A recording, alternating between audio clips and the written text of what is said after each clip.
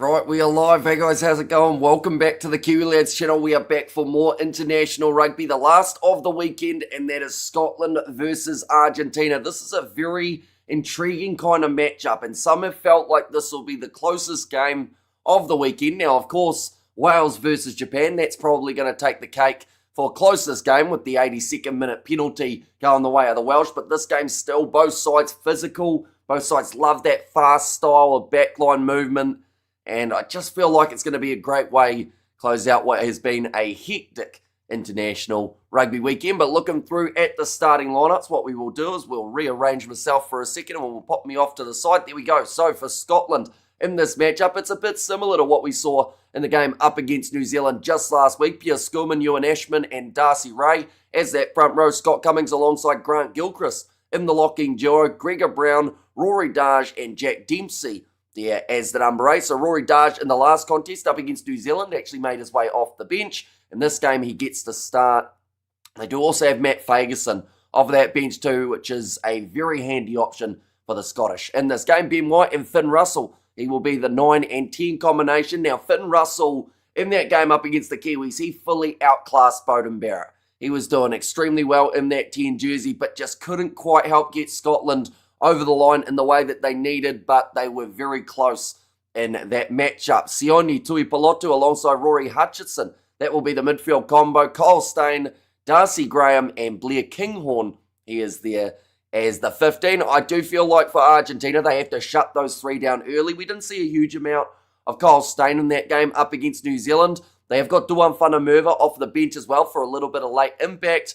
And depending on how much we see Steyn, that will probably be where we see Duan slot in to the side. But looking through at Argentina's lineup, they were in a match last week up against the Welsh, successful in that, and also 52 points put on the board for the Pumas. But it is Mako Vivas, Julio Montoya, and also Delgado as that front row. Guido Petti alongside Pedro Rubiolo, slotting in at 5 with Santiago Rondona, Juan Martin Gonzalez, and Johan Oviedo as that number 8. So they have decided to go with Pablo Matera off of the bench, which I don't feel is a bad option. He did pretty nicely in the Rugby Championship as an impact player. And it seems to be, at the moment for the Pumas, they're actually building some really nice depth in that loose forward trio, how they can afford to have certain players coming off the bench rather than starting. And it is still a very strong side. Benitez Cruz there as the number 9 alongside Priscian Telly at 10. Santiago Chucabarez in the midfield alongside Matias Maroni. And then Mateo Carreras, Rodrigo Isgro, and also Juan Cruz Malia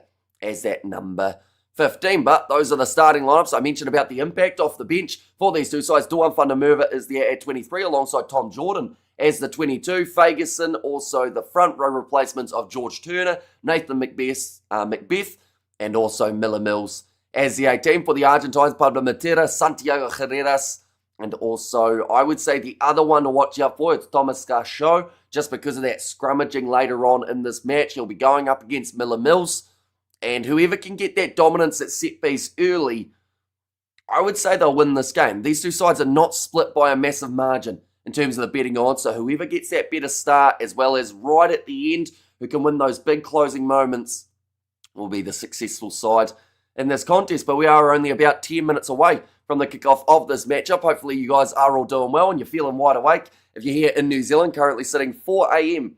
New Zealand time. But there is another match also kicking off at this moment, and that is the contest taking place between New Zealand and also the New Zealand 15 and also Uruguay. So a bit of an intriguing one to keep an eye on as well. We have got there in the chat, or one ball game, and suddenly everyone is ready to bury the All Blacks and fire the coach.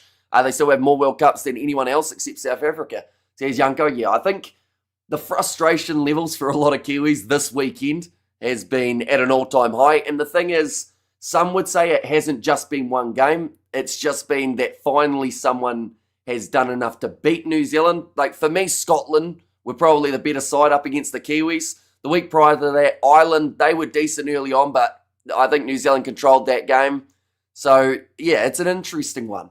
I feel like England, they will love to know that they are the side that have derailed the whole New Zealand public. And they will use that to their advantage throughout the next 2 years, heading into that World Cup as a bit of a mental edge. Scotland might possibly or just win this, but unfortunately probably not. says Bruce. To be honest, I think that both of these sides have more than enough capabilities of winning this game. It's whoever goes out there and actually takes the opportunity and does kind of really do well. Because, you look at Argentina last week up against Scotland, they were able to score themselves 52 points, but they did concede a few points along the way. Now, normally if you are being aggressive with the try scoring, that can happen. But, I don't know, Scotland I don't think will leak tries as easily. They defended very well up against New Zealand, and I don't see them conceding anywhere near 52 points. For this game, JP Travels has said this game could be a try fest.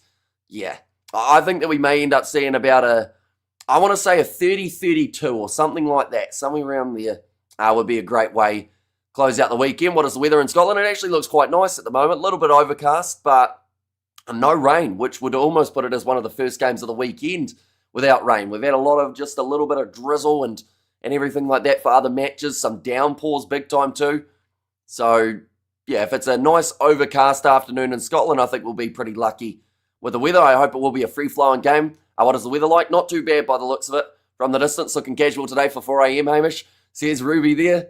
Yeah, a lot nicer in terms of casual wear, I guess you could say. I'm still wearing the same shorts at this point. The tie and whatnot is over there, but no, we're looking a little bit more like we're not going crazy on this stream. People always get confused. They're like, why are you wearing a suit at 5 a.m? And I feel like it's just got to the point how the regulars of the channel, they're that used to it that they don't even question the fact that I'm dressed like I'm ready for a wedding or a court case in the middle of the night. Why is a Duan Whanamurva on the bench? I'm not actually too sure. I'm not sure what he's done to annoy the coaches because he didn't play in the game up against New Zealand, and also using him as an impact player off the bench here seems like an interesting choice when you could have someone like a Kyle Steyn with that bit more versatility, the fact that he can play in the midfield as well as out on the wing. We have got there sunny where I am in Scotland, says Mark. So yeah, hopefully it is the case at the stadium as well, which it does look that way. It looks, like I said, a bit overcast. I haven't seen much sign of sunshine yet. It's a little bit of a tongue twister. We see there a milestone match for Juan Cruz Malia as well as Juan Matan Gonzalez. Oh, hi, Hamish. And the rugby diaspora. Hopefully I've said that correctly. For me, Argentina have the most improved side since the last World Cup. Big pack, fast backs, and come on the Pumas, says Rugby Itch. And also hi, Daryl says, hi, Hamish, says Daryl. Hello, Hamish, and everyone says Ria, the Pumas are looking very sharp recently. So Scotland are going to have to be on their game to take this. Yeah, I think that Scotland's defence is the equaling factor in this match. There is absolutely no denying that Pumas attack and what it's been able to do throughout not just this competition or the November internationals, but also the Rugby Championship. We saw some great stuff from those Pumas as well, but yeah, it's that Scottish defence. They were so good up against New Zealand when the Kiwis were only a couple metres out from the line, and it was just so beautiful to watch. I know that some people hate defence, but sometimes it is thoroughly entertaining. You know, you look at a side like the Glasgow Warriors in the URC, who are going to be playing in the very near future, by the way. Like, they just seem to make defence fun, which is, it sounds a bit interesting, but I enjoy a good bit of defending just out from your goal line, a bit of passion, bit of fired upness from a side, and England should be humble. They need to remember New Zealand always bounces back, so I don't buy the slurp. Says Eugene there, and blue sunny sky, and still here, says Mark, and never do Isgro, had a Y at the end of his name. Haino will not be happy because he was the one who ended up typing these out. Yeah, that is a little bit different. Rodrigo Isgroy, bit of twang on the end of it. As long as it's not your birthday suit, says Bruce there. And always spiffy with the commentary though, says Ruby. Thank you very much, greatly appreciated, of course. We've had a lot of random hour streams over this weekend as well as just the weekends in general, but somehow my brain almost half by still works. Although we normally end up talking about food on the ones on the Monday morning. So be prepared. Hopefully everyone has had some snacks or something and you're not too hungry. Because or else then, yeah, food will be a talking point. Come on, the Pumas, says Antoinette there. And also Wales facing an upset All Blacks next week. Are going to be a beatdown. And Duan looks in poor shape. Clearly been enjoying his tonics snowballs recently. And gets dark early in Bonnie, Scotland. And hello, Hasim. From Sean says, Sean there in Gabon. Nice. Got people from all around the world. Imagine Alistair McAllister on commentary on the BBC TV. Alistair McAllister, is he the guy from Home Alone? Like the dad? Or am I thinking of the wrong guy? His name was Kevin McAllister. No, was that the child's name? I think the child was Kevin. That was Macaulay Culkin, wasn't it? It's almost Christmas. So, you know, bit of Christmas spirit. I live next to Murrayfield. It's a bit chilly, but a broad day for rugby. Says Thomas there. Yeah, both of these sides, they will be fired up to perform at the end of this weekend. And it does have potential, once again, of being match of the weekend. Japan versus Wales, though, they tried to take that. And I feel like at the moment they have got that kind of accolade, but who knows, maybe one of these two sides can really step up, or maybe both of them. And we can have just a great back and forth game of rugby afternoon, mate, says Fleshin. Hopefully you are doing very well, Fleshin, after that Welsh win. We have got there also, let's hope no ridiculous red cards ruining rugby. Officials should be fined. Says Moran, heavy scrum day. So that's a big key. Says Arthur, let's hope Jan Hendrik Vessels doesn't grab him by the groin. Says Yanko. You've done quite well there with that pun, I'll give you that. And those English. Says Eric J. And he gets to play in blue. Scotland, I think they might both be in blue. Unless I'm wrong, currently the Murrayfield crowd, they are going to be singing Flower of Scotland, satay, chicken and rice. I would go down a treat, says JB. And no White Dobie plays. Horn on the bench. And Darge replaced Fagerson. Says Shalom there. So no Ben White. Dobie plays. Horn on the bench. I like George Horn. I do feel like he's one of those guys that when given the Scottish jersey, he seems to always be able to step up. And this might be one of those games that he has to. I got some delicious pizza, speaking of food. Says Big Rig there. And Hamish think the Irish will beat South Africa in the play.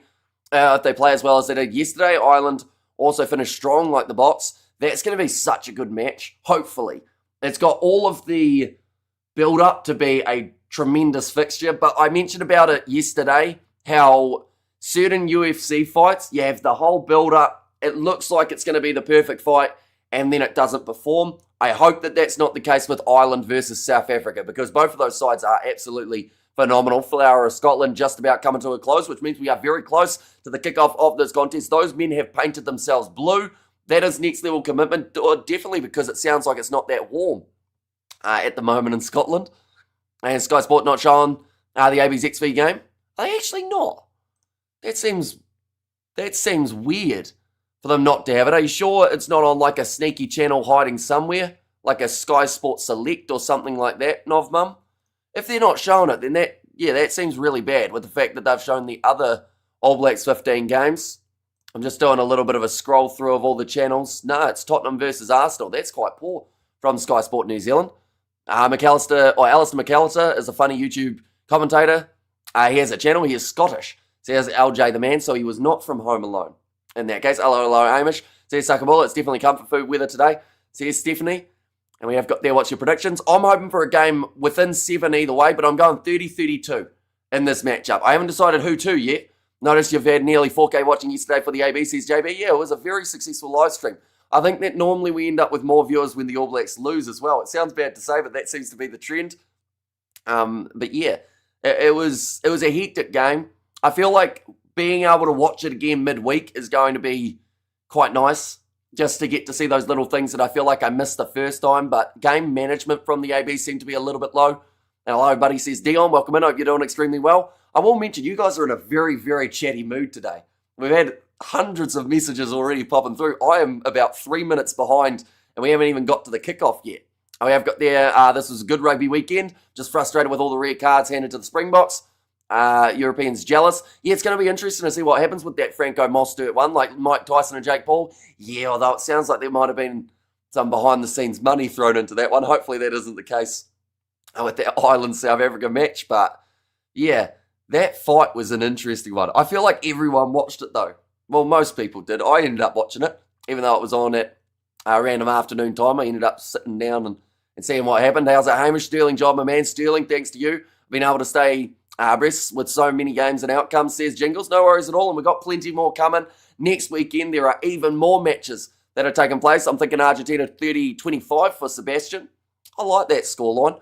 And even if it went the other way in favour of Scotland instead, I feel like both of these sides, like, I'd be very surprised if either of these sides run away with this game, but because I've said that, they probably will.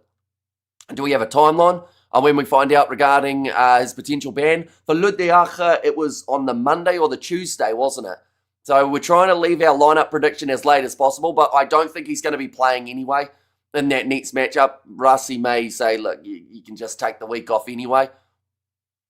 We've got these Scottish men They are, I don't know who these blokes are, but they're getting a big roar from the crowd. I feel like they're either actors or something. They look like they may be brothers.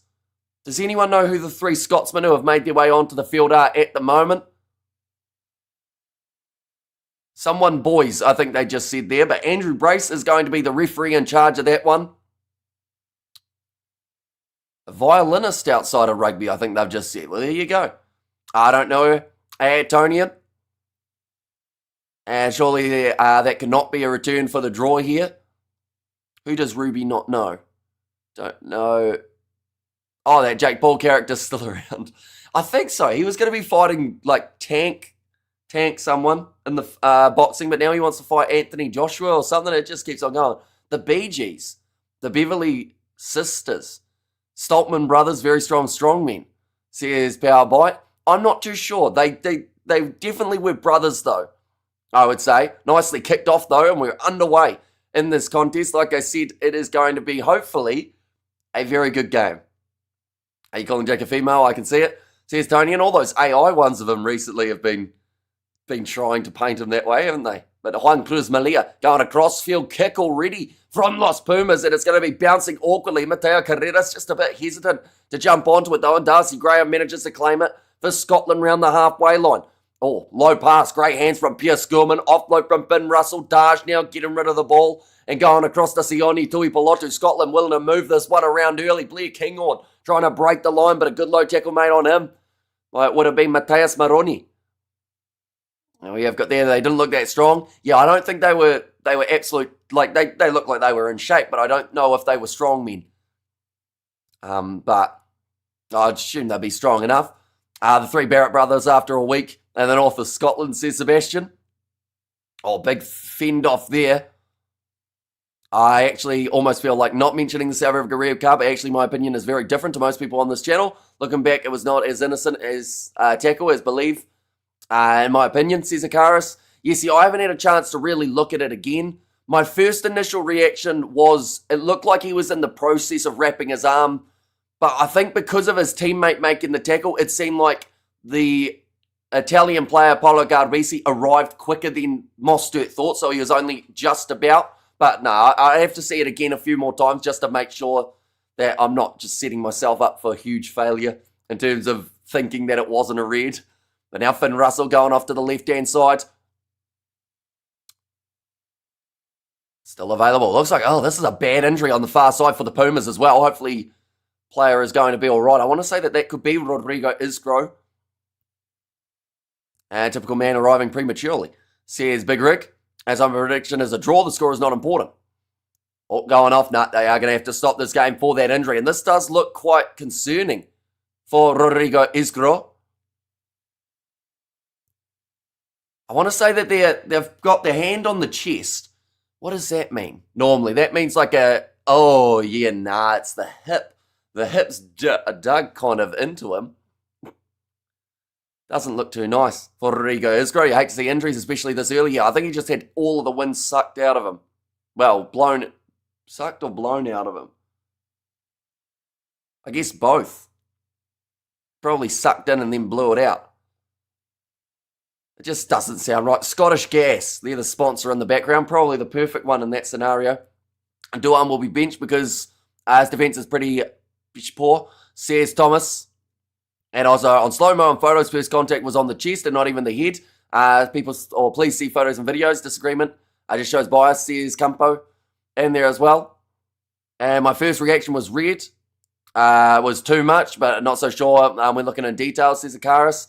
Yeah, see, for me, mine started penalty only, maximum yellow card.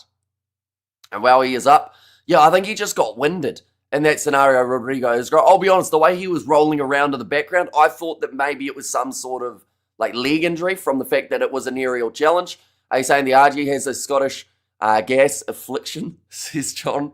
I think that even if I was trying to say that, I wouldn't say it that fancily. We have got there, welcome to Scotland, says Eric J. Any injury is a worry. These men are huge, says JB, but it looks like Rodrigo Isgro will be able to continue. Scotland have got themselves the scrum feed here as we get back underway in the contest. And we have got there was one angle that looked pretty bad, and Another one that really didn't. I'm sticking with yellow Max, says Yanko. Jamie Dobie, the starting 9 for this contest. They have got the impact to Horn off the bench. Hey, Hamish in chat. Hope you're all well, says Hayno. We are. Rugby Itch has called you out, though, Hayno. It sounds like I'm trying to start beef, doesn't it? But he has noticed the spelling of Rodrigo Isgro, and he was very quick to spot it. I don't know how. I hadn't even spotted it, to be honest. We have got there, Scotland will win, says Bulilani there. And the 3 lads at the start are brothers who rode against the Pacific for charity, or rode across the Pacific for charity, made £1 million. Well, that's actually a very good reason to have them going out there to carry a rugby ball onto the field. Good on them. Do you know then, like, the family's name or anything like that, Richard? Out of curiosity. Now, nicely carried forward for Scotland. They're sitting about 43 metres out from the line. On off to the left-hand side. Finn Russell, there's another injury. This looks like Gregor Brun has stayed down and now breaking the line. Darcy Graham, he's got the passing option on the inside. He tried the little flick. Now this is a penalty. This is a yellow card, and this could be a penalty try. I think it's just going to be a yellow card, though. Juan Cruz Malia, he's saying, I tried to catch the ball. That's Italian. But he is going to have to make his way off the field for 10 minutes. As a new player, didn't you guys know? My apologies, says Hano there. I think South Africa can beat anyone at the moment, even if our arms are tied behind our backs. As the McLean brothers, says Richard there. But, right, yellow card is the call. They're going upstairs to see whether or not this is a penalty try against the Argentines for a deliberate knock-on. So the cards are continuing, ladies and gents. We weren't going to get through this game without one, unfortunately. I didn't think it would be in the first 5 minutes that we saw one, though. And just yellow, says Sakabola. What's your opinion on North versus South Rugby at this stage of the tour? It seems to be the storyline that's keeping November alive at the moment in the Rugby Internationals. I think that probably would have been a try. But I think Oviedo may have just been close enough at this stage. New Zealand ref trying to influence world rankings. A loss to Italy closes the gap to the ABs. Karma stepped in. Box one anyway, and England scalped the ABs, says Charles. I don't think it was I don't think James Dolman had a poor game for the sake of New Zealand, though. I don't really like those storylines, and I feel like they get used a little bit too much. Like, a referee can have a poor game and not be because he is representing a country. And because, like, Ben O'Keefe on the sideline, Rassi himself even praised Ben O'Keefe, who is also from New Zealand. So, you know, it's a bit of a tricky one. Right, it is going to be the penalty. Joaquin Oviedo has been ruled as being able to get back and cover in that scenario. How many cards this weekend in total so far? Depends on how many of the games you're counting. Because, of course, we've had a few lower-ranked sides playing, but I don't think we've had a game without a yellow, at least at this point, that I can think of. New Zealand versus England had 2. South Africa, they had the red card. Japan versus Wales, there was a red card in that game. And red card and 2 penalty tries. Says Kerr there. It's probably reasonable, isn't it? I hope you're doing well, Kerr. Whereabouts of the world are you today? Are you somewhere with... Well, that's the thing. I don't even know where you'd be at this time of the year. I was going to say with warm weather, but you may actually be in winter, depending on whereabouts you are. Are you looking absolutely awesome again, Hamish? You're like the chat GPT of rugby, Hamish, says Ruby there. But now, looking to get this rolling maul going. Off to the left-hand side. Finn Russell, skip pass, going off to the left. Chance for Kinghorn to pass it. It was a bit of a rough one to Kyle Steyn, but he's brought it in quite nicely as he is dragged down 4 metres from the try line. Now Ewan Ashman charging forward. He's got a really short step, but a lot of pace to go with it, Ewan Ashman. Currently still that 5 out. Oh, that wasn't supposed to go to Gilchrist. Finn Russell, skip pass out wide, and it's nicely taken by Los Pumas, who have managed to get themselves the turnover. I think Scotland will be kicking themselves there for the decision-making on attack, but it was all from that Gilchrist grab. Just a little bit slower getting it out afterwards. Left Cape Town now in Port Elizabeth today, says Kerr.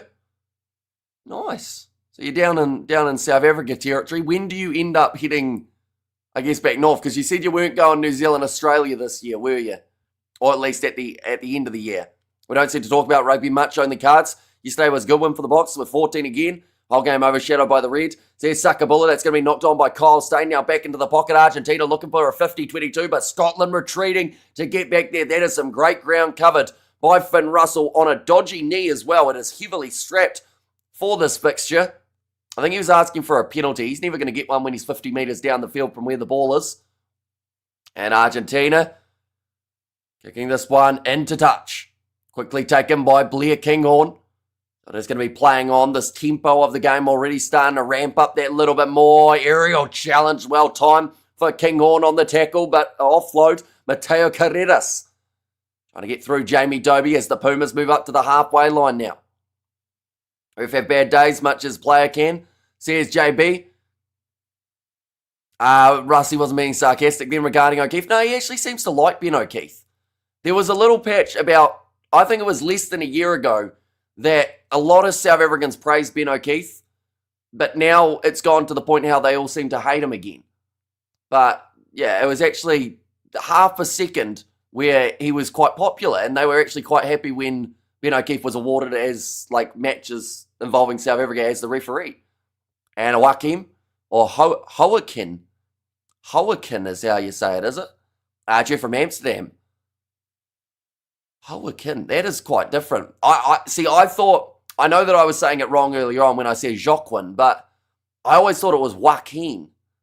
But I could be wrong. Once gone into touch. I'll just call him Oviedo. It's much easier because I feel like I can butcher his first name multiple times, can't I? And return from the bench, UK. And dog, walk and cold and windy, says Petrus. And love the commentary, Alan and Teresa. Listening in Canada, says Alan there. So greatly appreciate you popping in. Canada, of course, a part of that next Rugby World Cup. We do get the draw in just about 3 weeks' time. Now, Julio Montoya to throw the ball in for the Argentines. Nicely taken by Juan Matan Gonzalez as the Pumas get into the 22 for the first time of this contest. Oh, Darcy Ray hanging on to Guido Petty for a little bit longer there. And it's not going anywhere. Great rolling maul defence from the Scottish. And that ball not coming out. Greetings from Santa Cruz. And Argentina go the Pumas, says Sebastian. Welcome in. And are you only doing the Belgian game tomorrow, says Haino? Is that tomorrow or the next day? But either way, yeah, just Belgium, Samoa out of those two matches. And morning, Hamish, I'll be popping in now. I'll be popping now and then. Just getting ready for work, says Solid Shorts. And also we have got there, Finn Russell has been my best value, number 10. He's unafraid of making mistakes, says JB. Yeah, up against New Zealand, he was world class in that number 10 jersey. I don't think there's been... Who was the 10? Jack Crowley in that game for Ireland, wasn't he? I don't think Beauden Barrett has outplayed anyone he's been across from throughout November yet. It's not ideal. And Cape Town was windy the other day. Ship got delayed leaving port. Geez, that must have been a strong wind then in that scenario. And Ben O'Keefe tried to help the ref make the right decision, says Haino there. And anyone knows what the score is for the All Blacks 15 against Uruguay? That's a good question. I'll get it up on my phone. I know that they're not showing it here in New Zealand, which is a bit weird. Currently, scoreboard for me still says 0-0. So I don't know whether or not that's correct or not, but they are about 25 minutes in. So I'd like to think that someone would have scored by this point. But another scrum feed just taking place now between the two big forward packs. I'll get that score up on here as well. Yeah, it is actually 0-0 after 19 minutes. But the ball is available for Finn Russell going away to the left-hand side. Now skipping it to Blair Kinghorn. He's got Kyle Steyn with him. Another little flick pass on the inside and almost a drop ball from Rory Hutchison. Can't wait for those Belgium names. Yeah, it's going to be rough. And Joachim says Ravenna for how to pronounce Oviedo's first name. South Africans will never like Wayne Barnes. No up and down for him. I don't think many countries seem to like Wayne Barnes, unfortunately, for that man. Why are you not talking about All Blacks against Uruguay? Because they're not showing it here in New Zealand, unfortunately. They have decided because of this matchup taking place that there's no coverage here in New Zealand. But that may have come just before we actually ended up talking about that game, with the fact that it's 0-0. Now ready to throw it in. Chance here for Julio Montoya, a little bit over the top. Now Finn Russell slinging it away to the right-hand side. Sione Tuipulotu up to the halfway line. Little grubber attempted in behind from Blair Kinghorn. Ball bouncing steeply. Isgro cleaning it up. Currently just the 3.5 minutes now remaining of the yellow card. Is Delgi injured? I assume so, because honestly, his work under the high ball would be enough to put him in most sides throughout the November internationals. And the fix was in. Rugby is lost. Says Lucky Rich in there too. Now that one's going to be kicked high. Someone made a big grunting noise to kick that one. That might have actually been Simon Benitez Cruz. Now Darcy Graham claims the ball around the halfway line. The pass of Blair Kinghorn. Now Horn, or in fact, no, not Horn, sorry, Jamie Dobie in the starting lineup for the Scots. Looking for this ball. It is his own player holding that one in. Now good hands from Cummings. Russell, skip pass, goes now to Kyle Stein. Bit of space out on the left wing side. Bumps off. Rodrigo Isgro's had a rough start to this contest. Thanks so much, says Federico. No worries at all. But yeah, still 0-0 in that contest as we sit. Now Darcy Ray hits the ball up. Julio Montoya making the tackle. Now Russell, short ball. That's a massive gap for Jack Dempsey, and he'll pin his ears back, running it in and scoring the try for Scotland. He did the finger pistols as well after scoring it. And they're going to be playing 5,000 miles as well while they're at it. Are you fine with the Belgian names? We'll help you with the Dutch ones, and you're decent with the French ones anyway. Yeah, the French ones are the ones that really do stump me normally. And Joachim says a JB there. And we have got there, is that an invitation, says Philip. Which invitation are we talking about? Not too sure. 5,000 miles or 500, wait. 500. Is it 500? It's 500 miles, isn't it? Rather than the 5,000. Wait. Yeah, because he doesn't go, I'm going to walk 2,500 miles to then walk 2,500 more. I got too many miles. How many miles did those blokes who gave the match ball row? It would have been a fair few, I would say, but that one's going to be going over from Finn Russell. And that is going to make the score now 7-0 for the Scottish. So a good start for the home side, 500 scrums. Says John there. And what does it mean when players shows the finger pistols after they score? I think he was just more so showing that, you know, it depends on the player, but I think that was kind of like a hit the target, booyah situation. I don't think that's what was going on in his head. Sounds like an unhealthy relationship to me. But to have 5,000 miles, 8 miles. 8 miles, that's the one with Eminem, isn't it? Yeah, the little finger bang from, that doesn't sound right. The little finger celebration still doesn't sound right. How can I say that doesn't sound like it's something else? The old, the celebration from Jack Dempsey. We'll go with that. I walked 1,000,000 miles and now I got piles, says Bruce. And okay, I see, thanks, says Gasper there. And what's your feeling here? Pumas or Scots by 5? I went 2 points difference between these two sides. 30 points to, I'm saying 32. Finger bang, Ish, says Tonian. He fingered the celebration, says Muffin Man. And Vamos Los Pumas, says Milton. And good call on leaving finger out of it, Hamish, says Yunko. And the hitting the target sounds perfect. And the old Western 12 says T in there. And a digit fight, says Sebastian. I didn't know there were so many different names for it. We're now 15 minutes into the contest. A good lead at the moment here for Scotland, but they will need multiple more tries, I would say, in this match to be able to win. Quick draw, says Ruth. And fastest feet in the West, says Yunko. And he showed some real pace there as well, Jack Dempsey. Mateo Carreras offloads to Oviedo, goes on the outside to Chuka Barres. Going to be tackled low by Finn Russell. He's always willing to put the body on the line. That number 10 jersey. Now going across to Pedro Delgado. And a penalty awarded. Are you banned for finger banging live on YouTube? Says Clesh, and that's probably understandable too, isn't it? Second one offside against Scotland. This time it was Ewan Ashman who did get himself in trouble. We do see the return from the bin for Juan Cruz Malia. It cost the Argentines the 7 points. I actually forgot he wasn't on the field. That actually makes a lot more sense now as to why there was a massive hole in the defensive line after Jack Dempsey broke through. Where's Gonzalez? What's Carreras? Matera? Is he there? Matera is making his way off the bench. The other two are in the starting lineup. Unless you're talking about Santiago Carreras, he is making his way off the bench. But Mateo Carreras, he is out there on the buck. Finger gun, says Thomas. I'm watching Silver Ferns versus England. There's Nov Mum there too. Now ready to throw this one in for Julio Montoya. 16 minutes in the contest. It is going to go very quick, this matchup. I can tell you that right now. Montoya looping around the back. Sitting about 7 or so meters out from the line. In fact, it was 17 now. Great spin from Santiago Chocobarez, but he's knocked the ball on and picked up now by Rory Darge. Bit of a counter-attacking chance here for Scotland. Going to be Huddleston, or Hutchinson, sorry. Now Dobie looking to go back into the pocket. That looked like one of the Scottish players were actually extremely deep. That might have been Finn Russell getting ready for a kick if needed. How many South Africans are in the Scottish team, says Muffin Man. I'm not sure of the exact numbers who do have South African origins, but they've also got Scottish origins in there as well. We have got there as long as it's not KFC fingers. It would concern me if KFC sold fingers. Chicken fingers, is that a thing? Chicken fingers are a thing, aren't they? Fish fingers are a big thing. I think chicken fingers, yeah, because they have those little, we call them chicken chippies, which does make it sound like you're like 3 years old. But yeah, we do have chicken chippies here, which are kind of like chicken chips or chicken fingers.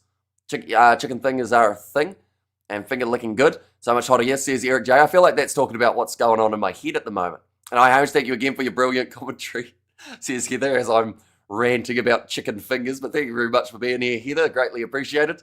Around the halfway line at the moment for Argentina. Delgado looping around the back. That did look like obstruction, or at least it was close to it. Chicken tenders. Tenders are good. Tenders are very good. I think I prefer tenders to actual chicken pieces. Maybe it's just because I am a child. But going off to the left-hand side, Jamie Dobie.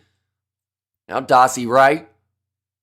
Right, they are just saying about how Ferguson has made his way onto the field due to a head injury assessment of Gregor Brun. We did see him stay down a little bit earlier on. I love chicken tenders, says Big Rick. Chicken tenders, they are great. There's no denying it. Dobie about to kick this ball up high. Dip your chicken strippers in Nutella. I'm not sure if that's a good combo. Chicken and chocolate doesn't sound like it's a great name for like a band or something, but I don't know whether or not it would be a great combination just in general. Come on, the RG says CH.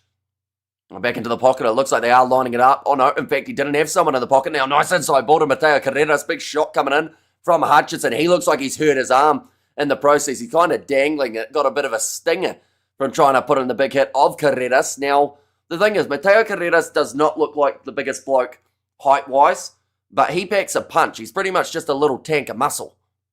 And I think that Hutchinson's arm is certainly feeling that at the moment. A nice tackle made by Mateo Carreras on Blair King on there, 30 metres out from their line at the moment, Scotland. Now we have got the South African born player, Schoolman, Van der Merwe, Stain, and WP now. Says Graham. And if this was on as background sound in a sports bar, I would have thought it was Thumb Wars. Yeah, we were talking about fingers and thumbs for a lot of time, and now we're talking about chicken fingers, which, I mean, would be a great thing to have if you were at some sort of sports bar. Now, Finn Russell getting the balls again in the breakdown. That's about the second or third time that Scotland have been able to just steal that ball when Argentina isolate themselves.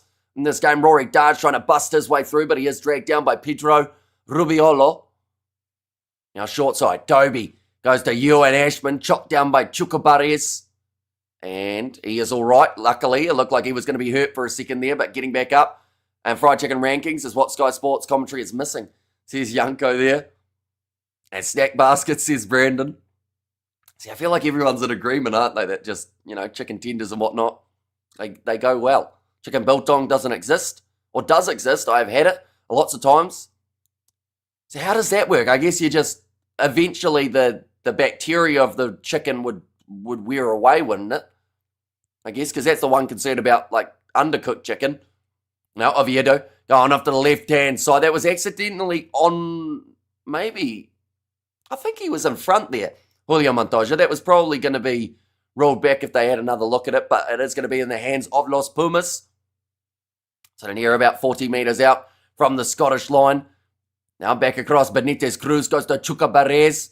Juan Cruz Malia, great low chopping tackle on him. Now Matthias Maroni trying to sneak his way through. Great defence from Scotland here again, but it's a decent attack coming from the Argentines. Almost through the gap for Oviedo, manages to find the offload of Juan Cruz Malia. Goes on the outside. In fact, that time it was Juan Martin Gonzalez. Now spinning and trying to go forward is Guido Petty. They move to 35 out from the Scottish line. Now Martin Gonzalez on the short side again. Goes to Mateo Carreras. Almost found his way through. But Ewan Ashman makes the all-important tackle. It's great phase play. I'm not sure what the number is up to at the moment, but it's got to be up to about 15, but the ball's stolen by Scotland. They'll go back for the penalty. But this is well done. Again, one moment I'm about to sneeze, so I will very quickly mute.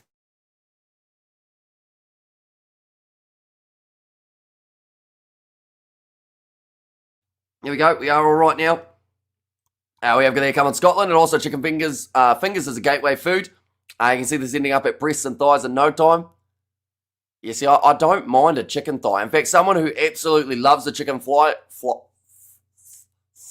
get that tongue out, more than anyone else that I know is George. George loves chicken thighs. He would take that over any other piece of a chicken. Whereas I'm a drumstick kind of guy. I enjoy legs. But that's just me. I don't mind a breast either every once in a while. Just depends on the mood. But 22 minutes in, I should say, Hutchinson's still feeling that arm. That was from that tackle on Matteo Carreras. Don't think the red was needed. The red card yesterday, Italy had to go get the red card, says Mochodin. And thighs and legs, says Bruce there. And Talio says Eric J. And Dempsey Steph, yeah. So try scorer Jack Dempsey. How's the clock? At the moment, we are sitting, sorry, I'm a bit behind, aren't I? 23 minutes through in this contest. And Argentina have got the opportunity to be able to line up this one. Thighs have the tender meat. Because it's the darker meat, isn't it? I remember back at school I learned about the fact that the meat is darker because there's more circulation of the blood, which kind of probably sounds gross. But yeah, it's pretty much the darker meat because it has more blood pumping through it normally. So that is why the likes of the thighs and the drumsticks are the kind of the darker parts, because the chickens, of course, use their legs more than their breasts. 22 dropout here for the Scottish. I just had the realisation that anyone who just came in at that time, that's what they heard. Is it a cold or allergies you have? So I get a little bit of hay fever. I think it might also be the reminiscence of a cold from last week. And tenderness and all is all about moisture. Best a butterfly your chicken. That's a penalty going the way of Scotland in the breakdown. No clear release from Matteo Carreras. And we have got there, it's the same with beef. Muscles that are flexed a lot throughout the cow's life, like shanks and brisket, tough and fibrous, says Yanko. And come on the Miami Dolphins. I don't even know are they playing at the moment, Navigate Island? I know nothing about American football. I hope that's correct. They play, the Dolphins. Yeah, I think I'm going American football. And Pumas holding, says Roof. And we have a very solid defence with our backs to our line. Yeah, Scotland are very good at goal line defence. And it seems to keep them in a lot of big international fixtures. You know, you see them in, not straight for the line out of Ewan Ashman, just as we were praising another part of the game of the Scottish. It does go slightly wrong. Did you get any sleep? Or did you get any sleep? Or how did you sleep? I got a little bit of sleep. Not a massive amount, though. I kind of ended up waking up and couldn't get back to sleep because I was too busy thinking about coaching cricket and trying to work out how to fix where some of our bowlers are running, because they end up bowling and then they cut away to the right, which kind of blocks the umpire, but also nicely taken by Darcy Graham. So, yeah, I ended up staying up for like an hour and a half thinking about that rather than sleeping. Sounds really bad, but I'm good at an overthink in the middle of the night. But now 25 metres out from the line here for Scotland. Dempsey. It's the ball up. He was the lone try scorer at the moment, going off to the left-hand side. Finn Russell going to Blair Kinghorn, trying to get the ball. Rodrigo Isgro looked like his arms were down, or at least his elbows were. I think he would have ended up penalised had he gone for that a little bit more than he did. Dobie. And off to the right-hand side again, popping it in mind. Finn Russell, nice play from Huddleston, goes straight into that. Hutchinson, I don't know why I keep on calling him Huddleston. Who's Huddleston? Is there like a Huddleston who's in sports or an actor? There's a Tim Huddleston, someone like that. Now off, Dobie smashed next to the breakdown. Darcy Graham pick and go for the Scottish. This is a good phase play, up to 8 in a row now. Pierre Schoolman trying to find the gap. Wasn't much of one though. Currently Argentina defending very nicely. Another offload coming there. Scott Cummings trying to find his offload. The big man can't quite free up the arms now. Going off to the left. Russell. Skip pass out to Kinghorn. Right near the far touchline. 10 metres out from the line. Argentina still defending. 11 phases in, and now there is the penalty advantage in favour of Scotland. There's going to be a new advantage for not rolling away as well. Now goes to Pierre Schoolman as the crowd start to make a little bit of noise for him. Matt Fagerson, he's made his way onto the field. Here's another carry. Now a Croft, Hutchinson can't quite find his way through. It's good defense from both sides. I feel like this is going to be one of those games that, like, it may be lower scoring, but it's because both sides are doing well. Hamish, have you ever chickened out? Multiple times, I'm sure. Once when we were doing some abseiling back at primary school, we ended up doing it. But I didn't in the end. I decided it was too high. But then that was also because the instructor tried to push me off the cliff. So I kind of lost interest. But now Ewan Ashford spins and scores for Scotland. Can't just drop that sentence so casually, can I? But that is going to be a great try for Scotland. Sitting there 12-0 in favour of the Scottish now. And that should add a little bit extra. Tom Huddleston, ex-footballer, and Huddleston is an actor. Says Alex there too. Can you allow a little of the volume to play through your mic? Sadly, not any sort of volume or anything can get you taken off YouTube pretty easily. And Pumas look tired, says Jimbo. Well, they had to defend about 20-plus phases there in a row. They just kept on going. And we have got there. I taught Hamish about Miami 3 years ago, and he failed. I played Madden growing up. Only reason I love the game, says Navigator. Yeah, see, I haven't gone through that Madden stage of sports gaming. But I feel like once I do, or if I do, then that may be when I start getting into it. Finn Russell adds the additional 2, and that makes the score now 14-0 in favour of Scotland. How was the cricket? Our game got rained off, well, hailed off, I guess you could say, after 3 overs. It was absolutely pouring down and hailstones the size of, like, peas. So, sadly, game didn't continue. But we made it through to the finals, taking place next week.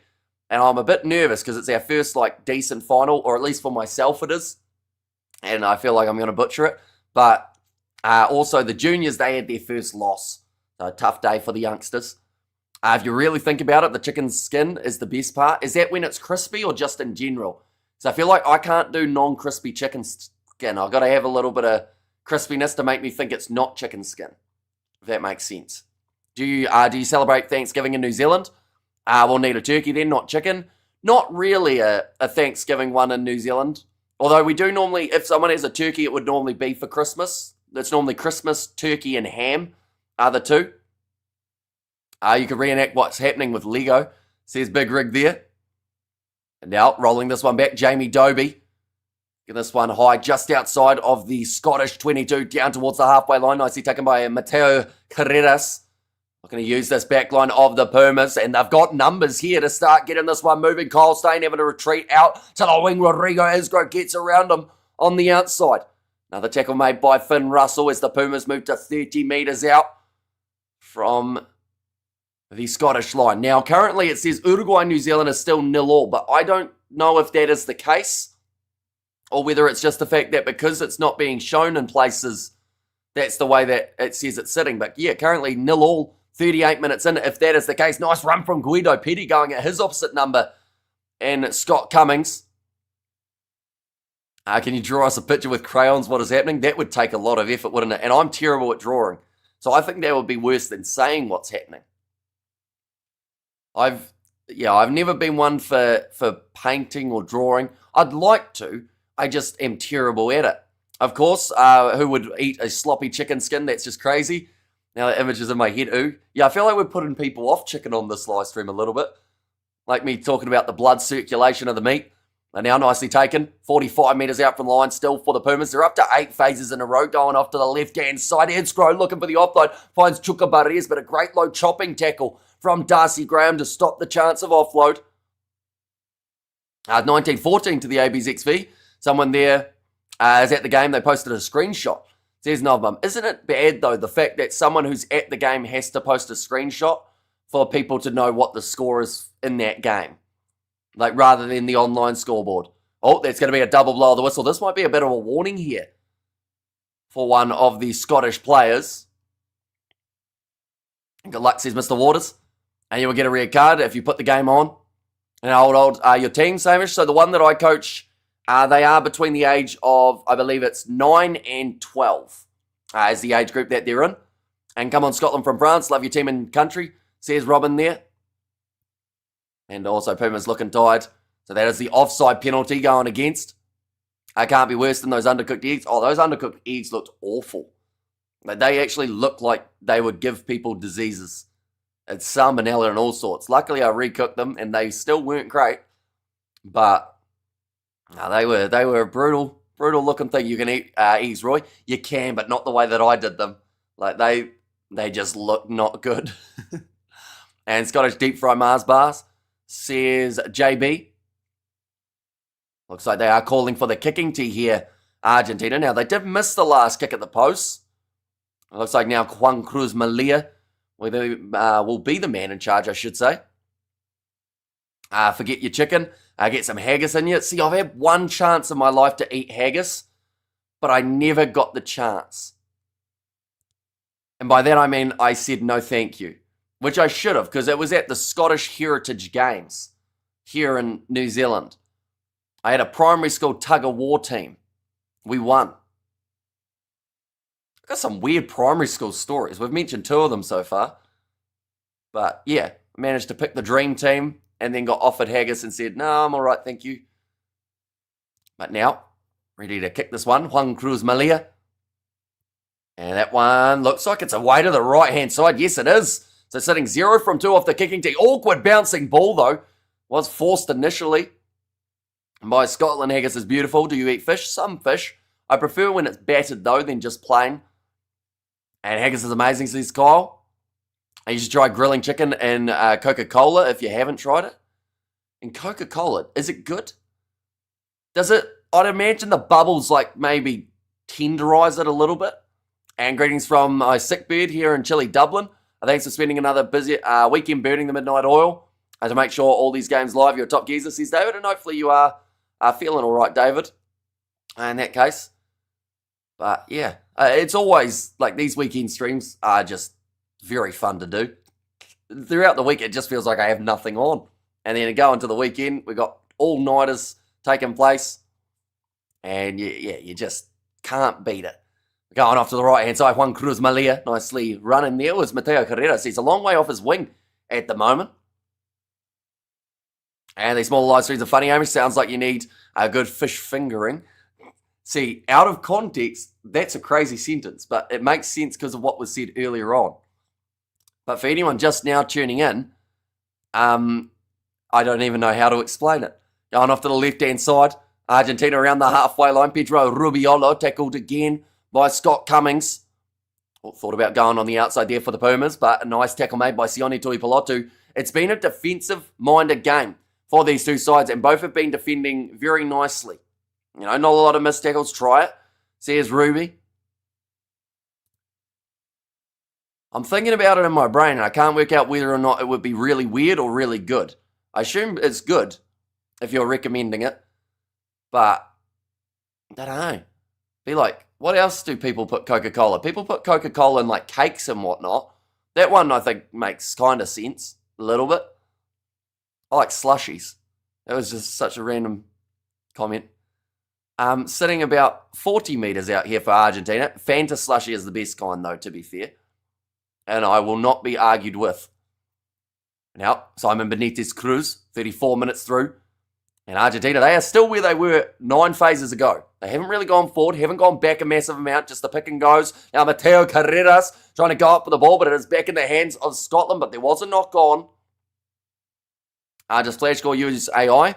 Is there someone manually updating the scores? I actually don't know for Flash Score. I think it's someone manually does it, perhaps. Or they might have like updates that they get from some sort of website and then it just programs it in. I prefer my eggs half-born, says Navigator. How do we know you are not AI, Hamish, says Muffin Man? I think that I am too different. You know, I feel like an AI wouldn't go off on a random tangent. It would just talk about the game the whole time. But, yeah. One day, if I can get it working, which I don't think I will, I'll just have an AI Hamish do a commentary. See if everyone spots the difference. I definitely joined at a fishy time, says Shin. In there too, you're talking about chicken. What is your favourite chicken? I think just chicken in general is quite good, isn't it? Like, as long as the chicken's cooked, that's the main thing. They're just showing there from Finn Russell that no-look pass to Jack Dempsey, who did score that first try, and then Ewan Ashman, the man who did score the second. What's going on with the All Blacks 15 game? Last I heard, it was 19-14 in favour of New Zealand. But they haven't got a huge amount of updates going on for that game. Both of my ones that I've got have it 7-0 on two different devices, but yeah, that's not actually the score. I believe it's a little bit more than that, but not being shown in New Zealand, which is a massive shame. And I'm back, Sean, from Libreville in Gabon. I went to have lunch with the in-laws there, Sean. Well, hopefully it did all go well. And also be like a max headroom. Says, John, 2 weeks to your birthday, are you going away? No. I think I'm going to struggle to do anything on the actual day or the days near my birthday just because of the weekend of streaming that has taken place before and also the busy weekend afterwards. But I'm hoping to do something like maybe midweek for an hour or two if I can squeeze it in. But now backline movement, Juan Cruz Malia. This is the best chance for Argentina in quite some time. They are inside of the Scottish 22, but rush defence up to the line was Cummings, who has just made a beautiful low textbook tackle on Argentina. And that has just been the trend at the moment. Argentina have not looked, I would say, stagnant on attack, but every time that they try something, just Scotland are there and they've dropped the ball. Mateo Carreras unable to hang on to it. Nicely done by Darcy Graham. Took a bit of a knock in the process. Cook your ham and cola. Gets rid of some of the saltiness. Well, there you go.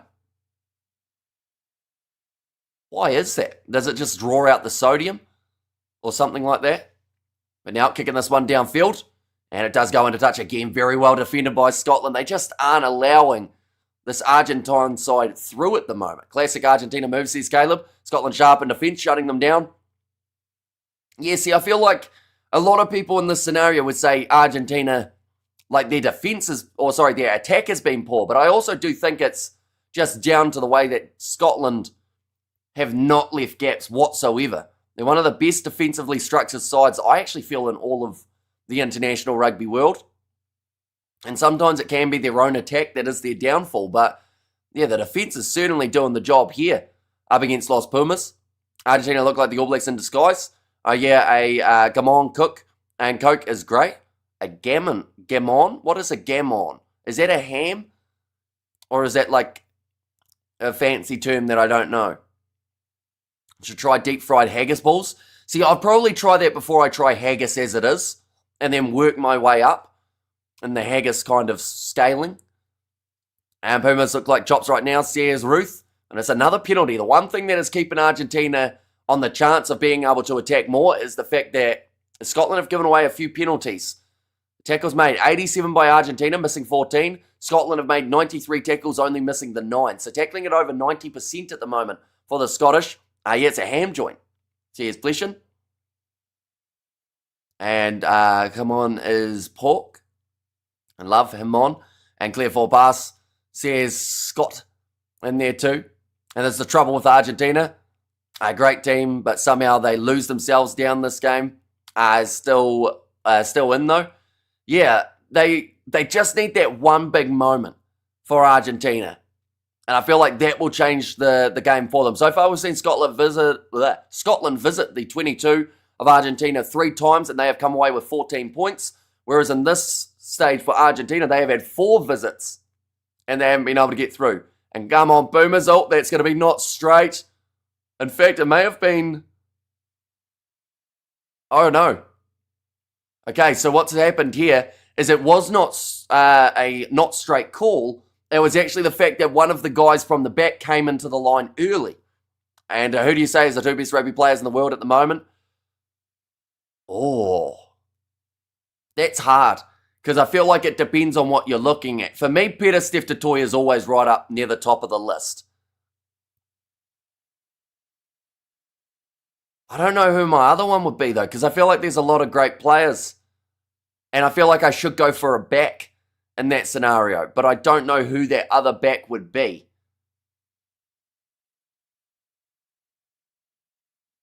I don't know who I go with. Matera and Dupont. And Peter Stephen Artie, maybe not anymore. Yeah, it's a tricky one for Artie Savia because he still has games where he looks like one of the greatest, or if not the greatest. But then he has other games where you don't really see him as much. I think if they gave Artie Savia the captaincy for the All Blacks, he'd be right up there in top 2, top 3. I also thought Colby says cool story. And Peter Stephen Artie says Craig there. That is going to be a knock-on from Argentina. Just the 15 seconds remaining in this half. And chicken marinade and Coca-Cola and spices overnight makes a good curry, says Power Bite. And 3 Pumas left the line out early, weary, says Jimbo there. And Peter Steftatoya is consistent. Sashi FM. I think it's too early to call him one of the greatest. And I also feel like that's putting a lot of added pressure on the youngster. So I would go not yet, but has potential to be. German commentators called Artie the best player in the world the other day. So here's Janko there. Okay, Stuff has to score 10-14, All Blacks halftime. See, mine's now got 19-14 for New Zealand at halftime. Doesn't have any updates in terms of who scored the tries. But yeah, leading by 5 at the moment. The All Blacks 15. Now being told to use it. Jack Dempsey going off to the right-hand side. Looks like Scotland want to go for one last attack. There's going to be another advantage in their favour. I believe that is for a knock-on. Now Finn Russell kicking at a crossfield. Kyle Steyn chipping in behind. That's actually gone straight out on the full. So that is going to be halftime in this contest. 14-0 in favour of Scotland. Rua Nokia has to be up there. See, he's another one that I think, give him 1 or 2 more years, and he'll certainly be making a really good case for it. Because at the moment, I feel like he is one of the best locks in the world with the way that he's been playing. Will the All Blacks be competitive against Belgium? Would be a 50-50 game. Says, Stephen, you're talking about the All Blacks 15 or the All Blacks in general? For the last 10 years, if you look up consistency, then Eben is right up there. Says Ruby. Yeah, but then a lot of people have gone off Eben in just the last couple of years. I think, like, Eben's last concussion, since that, he's come back and he hasn't quite had that same, I guess, pop that he had beforehand. But I do also think that that's because of the fact that, you know, it was quite a hefty hit on him. And I don't think, like, that's the thing. He's still a very good lock. But I just don't know whether or not he's still where he was after that last big knock that he took. It seems like he's being a little bit more cautious, which is probably a good thing because at the end of the day, one more head knock, he has kind of said that's probably the end of my career. So, you know, he wants to get to that next World Cup. That's the goal anyway. I'm starving after all that chicken talk. I'm feeling a bit the same. And we've got an ad for chicken at the moment here in New Zealand. They just cooked like a roast chook. Though I think it's an ad for Wi-Fi. So why is there chicken there? That does look like good chicken. We have got that come on RG's fight back. Says cited, yeah, it is an ad for chicken. Look at that. That looked like a good chicken. Do you think the current All Blacks team is in development, has room for improvement, or is the All Blacks rugby declining? The thing is, at the moment, I would say they have room for development, but they aren't choosing to try and develop at the moment. It's a tricky one for Scott Robertson because if he goes experimental and loses, people rip into him. But at the moment, he's going with the strongest lineup and, you know, he's not losing that often. When you look through at it, lost once to Argentina. That one was unfortunate, but once again, the Pumas are a lot more competitive than they have been in prior years, or at least before last year. Then you've got the loss to South Africa, understandable. Maybe not by the margin that they lost by, but still the loss to them, and then the loss to England. So it's a tricky one, because even in the games where they've struggled, they've still won, with the exception of those 3. So you like good chicken, Hamish? I like good chicken over bad chicken. The other team behaves differently when Eamon is on the field. That has to count for something, says Ruby. I guess so. He has that mental edge. Him and Alatoa, I still remember that rugby championship where they went back and forth for a little bit. Robertson appears to not be that great at international level, says cited. Well, he's too scared to lose because he knows that he's going to get bashed by the public if he does. So he's almost too hesitant. But then it's because he knows the backlash that comes with it. Unfortunately, like, let's be honest, New Zealand supporters at times aren't the nicest bunch, you know. And, you know, all you got to do is look on Facebook or anything like that when the All Blacks have a close loss or they narrowly win. Like, normally more of the comments are about how they played badly rather than, like, the good things that they did out there on the field. What do you think about Beauden Barrett after yesterday's game? Yeah, he struggled, Beauden. I mentioned about it earlier on, how the last 3 matches he hasn't actually been the better fly half out there on the field as opposed to his opposition. But they keep on picking him. Surprised George isn't here with all the chicken talk. He may have been summoned, perhaps. It's currently 5 a.m. here in New Zealand, so that would be the only reason he wouldn't be joining in on Chicken Chat. And yes, now that you mention it, Hamish, says Albert. And also, All Blacks and Scott Robertson are brilliant. You don't become a bad team overnight. Says Neil there. This is what I had at the in-laws. Chicken and rice. I wouldn't mind chicken and rice. I mention it at the start of the stream. We end up talking about food on these ones. And now I've got that decision to make about whether or not I want to have food before going maybe back to sleep for an hour or two. South Africans are equally brutal. I'm going to play as a bad game in general. So here's Ruby there. And just my gut feeling that Razor is not the right coach for the national team. To his credit, he is popular, but in rugby circles, I don't think that counts, says Casper. What's your favourite chicken piece? I love a drumstick. If I'm honest, one moment I'm about to sneeze again, so we will pop myself off to the side and mute.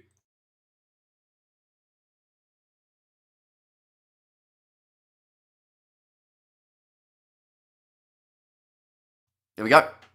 It's hard to go to bed hungry, says Albert. Yeah, I think so. But looking through at the benches while we're at it, we've got our layout this side, so we might as well use it. Scotland, George Turner, Nathan Macbeth, and Miller Mills. They are going to be there as the front row replacements. Bayliss at number 19 and Matt Fagerson. He has actually already made his way onto the field. Also, Dobie starting in this game rather than making his way off the bench, where they do have George Horn, then also Tom Jordan, and that impact of Duan Whanamerva. He is there as the number 23 for the Argentines. They have still got Thomas Garchot. They have got Pablo Matera as a great late option to be able to use in this game, alongside Santiago Carreras, who's normally known for controlling the game. I will be honest, Geronimo Presiantelli, I don't think I've said that man's name once. That may be because I just haven't really been able to pick him out too often in the Argentine attack, but it doesn't seem like there's that same attacking prowess as we've seen at times from Santiago Carreras throughout this year for the Argentines. So I do think that they may look at making that change sooner rather than later. You've also got that kicking of Santiago Carreras. At the moment, Argentina sitting 0 from 2 off of the kicking tee. Had they got both of those over, they'd only be down by the 8 points at this point in time. But these are all the matches that are taking place next weekend, ladies and gentlemen, and also the weekend after with that Wales versus South Africa game. I will mention also prior to these games, there are the World Cup qualifying matches, Samoa versus Belgium. That will be 4:30 a.m. New Zealand time on Wednesday morning, or that is going to be 4:30 p.m. for you guys, 5:30 p.m. for you guys in South Africa on Tuesday. We are going to be covering that one on the channel. Wales versus New Zealand also going to be covered. Ireland, South Africa, France versus Australia. And then those two games on the Monday morning for us here. Sunday for you guys up in the north. So Scotland play Tonga in next week's game. And Argentina, they will play up against the English. That's an intriguing game, that England one. England coming off the win over the All Blacks. Argentina currently not quite finding their rhythm up against Scotland. But like I said, it just seems like at the moment the Scottish defence is doing just enough to stop any chance of a line break. So I think we might have to see a little bit of a different tactic in the second half from the Pumas. We have got their English roses. I gave the poor All Blacks a hiding. Says Roof there, and eat before you sleep, dude, says Big Rig. And it's hard to go to bed hungry and also need chicken for gravy. You need gravy for chicken and rice. And then things go in cycles. All Blacks going through a bad phase at the moment, says Stephen, and bless you again, says Grant. And also, you look happy this weekend, says Mohadeen. Well, that's a bonus. We do aim to try and feel a little bit happy. And your AI would have to blow its nose every now and again. I'd have to program that in, wouldn't I? Just so that it seems like it is me. And things go through in phases. I remember England putting 50 on South Africa, then France put 50 on England. I lived through the pain of the Richie McCaw era, so I have no sympathy at all, says Albert. And Wales versus South Africa, oh dear, dear, dear. Yeah, that game's taking place the week after. And alongside that, on the week after, we get to see the Sevens taking place in Dubai. There's also the URC coming back in. Nothing wrong with the Barrett brothers. Folks, I wasn't criticising some 18 months or so, says Neil. The Barretts in New Zealand, anyway, have been criticised since that last World Cup. Ever since Scott Barrett got named as captain, no one in New Zealand, it seemed, wanted to have him as that guy at the top. A lot of people wanted Savia. But, yeah, I feel like the global audience probably haven't heard the criticism of the Barretts as much as, because I'm in New Zealand, I hear it all the time. And also because of the streams, I hear it quite a bit as well.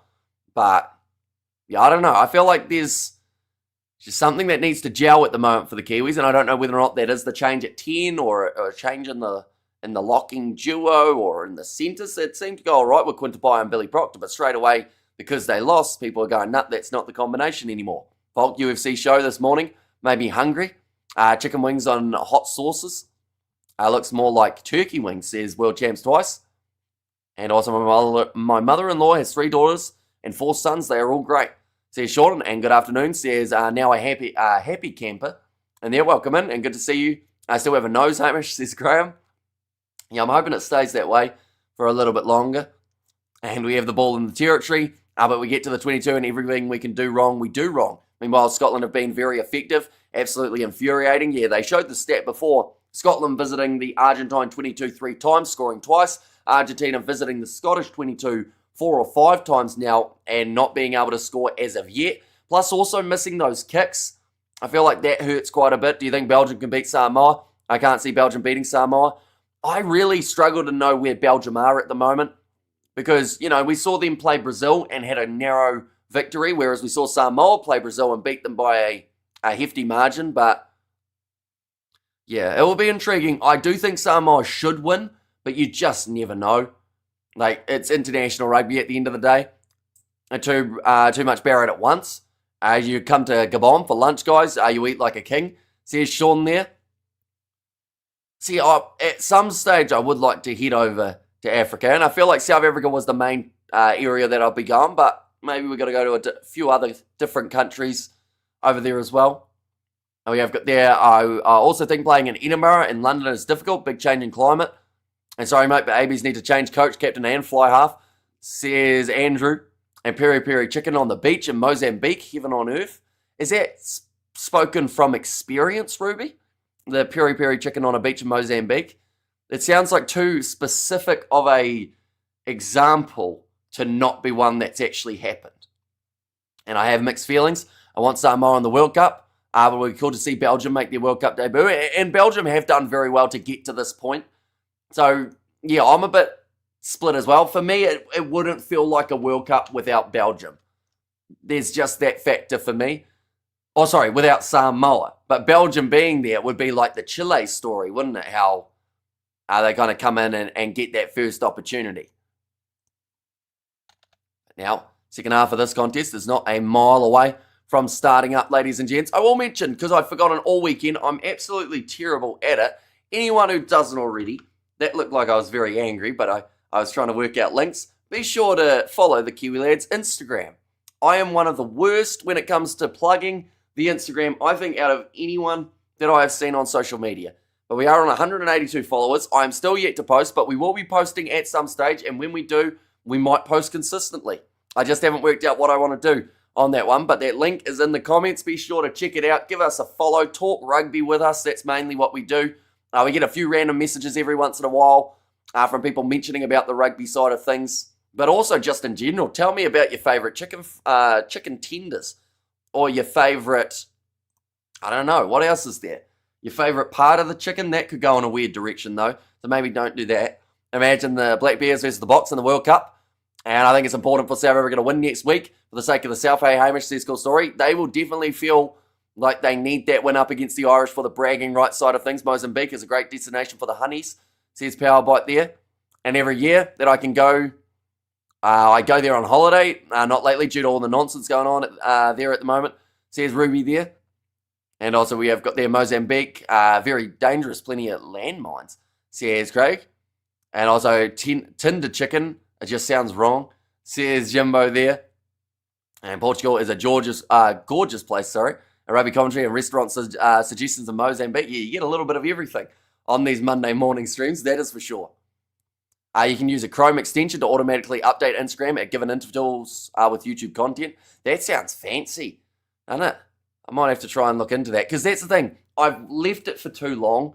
Like, had I not posted on it for, like, let's say a month and then decided to put something, it didn't have to be like a good post. Could have been something random. But now I feel like, because it's been over 2 years, it just has to be something really good. Or something, different. And I haven't decided what that is yet. So I'm still in the process of picking, but I do still reply to messages on there. I got one from Well, that was Jeremy. Is Jeremy here today? Jeremy was here yesterday, I believe. He ended up messaging me saying hello. But they're just showing the Ashes cricket trailer at the moment. And chicken is foul. Haggis is a great chieftain of the pudding race. You post something to show the people how good you are in cricket. Just a thought. Rugby food beer equals happy place, says Ruby.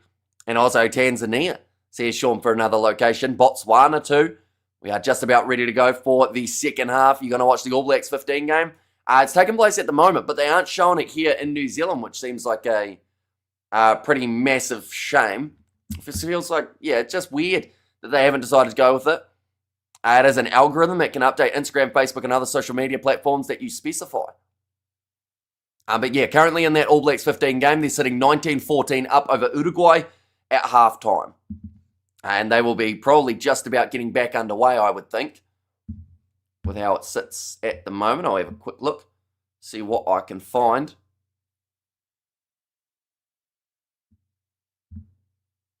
Hopefully. Maybe. Yep, still 19-14. Let me know if you need help with that. I can assist. And we have there watching from Brickpun. Says a mic there. And also, how do we get to the developing teams like Belgium, Romania, Georgia, New Zealand to improve? Says Stephen. I think it's just get them playing more rugby. Even if it is up against top opposition, just for the sake of continuing, just giving them chances. Here you are in the final of a cricket match. Are you nervous for the final? Or I should have specified, we're in the semi-final. But the semi-final is the 2 and 3 ranked sides. So 2 and 3 play off, and then in that afternoon, few hours after you start your first game, you play the final. And it's at like a bigger stadium or like a bigger cricket ground, like the fancy one that the kind of rep sides use. So, yeah, it'll be interesting. Argentina rolling this ball back. We are back underway in this contest, and it is going to be kicked up high. Nicely done. And it's going to be the advantage in favour of the Scottish. Pierre Scorman. They've got this one again. They are leading 14-0, so they are in the box seat for this game. But Argentina, they will have to try and find their way through. Nice break and run from Darcy Graham. Oh, to use it again. Off to the left-hand side, little pop pass up from Ewan Ashman. From bad to worse, there's Ruby in there. And Hamish needs to post something about his tug-of-war career, says Powerbite. Now left-hand side, Dobie. Goes to Dempsey. He's one of the 2 try scorers that we have seen for Scotland in this matchup. Now Dobie again goes short. That actually looked like the replacement 18, I believe. For the injured Darcy Ray. Dobie goes across there. Ewan Ashman again building up a little bit of steam. That looked like a clean out on Argentina that was a little bit too high. Question is he going to stay down? No, it looks like he's going to get back up. It's going to be a knock-on advantage now for Scotland here too. 8 phases in a row. Now Jack Dempsey. One thing I've noticed so far is Cole Stain is not on his wing. They don't have anyone down this bottom side of the field. So it seems like him and Darcy Graham are just kind of looping around wherever they feel like they should. And come on, Pumas, vamos. Says Ruby there. Now another advantage. Going off to the right-hand side. Carry forward, but not going forward here for Scotland. Now shifting it away. Little cross kick attempt to Darcy Graham trying to line it up. But it is nicely marked by Juan Cruz Malia. Okay, they're going to do a TMO check. This is actually for that clean out on the Argentine player. I think this might actually be a penalty to the Argentines, or maybe even yellow card. Hit his nose, is that high? I think so. We have got the TMO coming in. Says Yanko in there. And no chance South Africans are in their team, says Craig.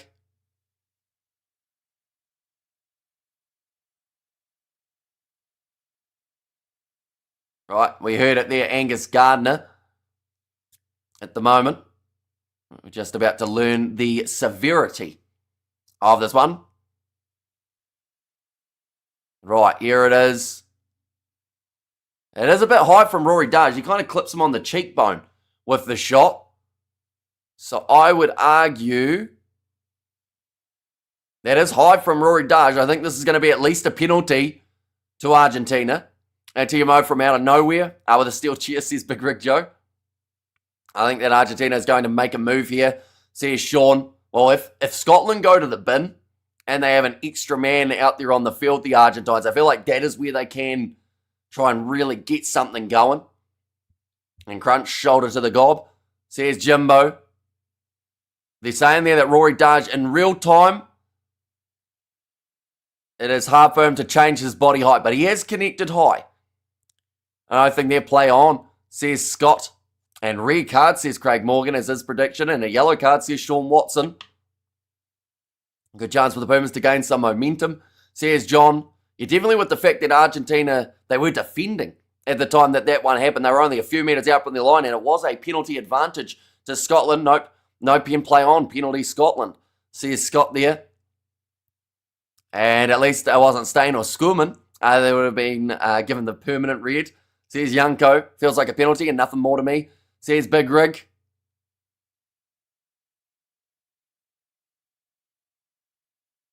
Right, penalty at best here is the comment from Andrew Brace.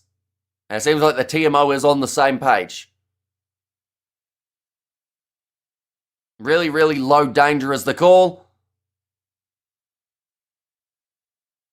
Okay, it's going to be a penalty only against Rory Darge, who does just apologise to Grondona as well. And how do you follow USA? Or are you mostly involved in New Zealand politics? I'm involved in neither, to be fair. I wouldn't know anything about what's going on in the world politics-wise. That kick has missed touch from the Pumas. That is the worst possible thing that could have happened there.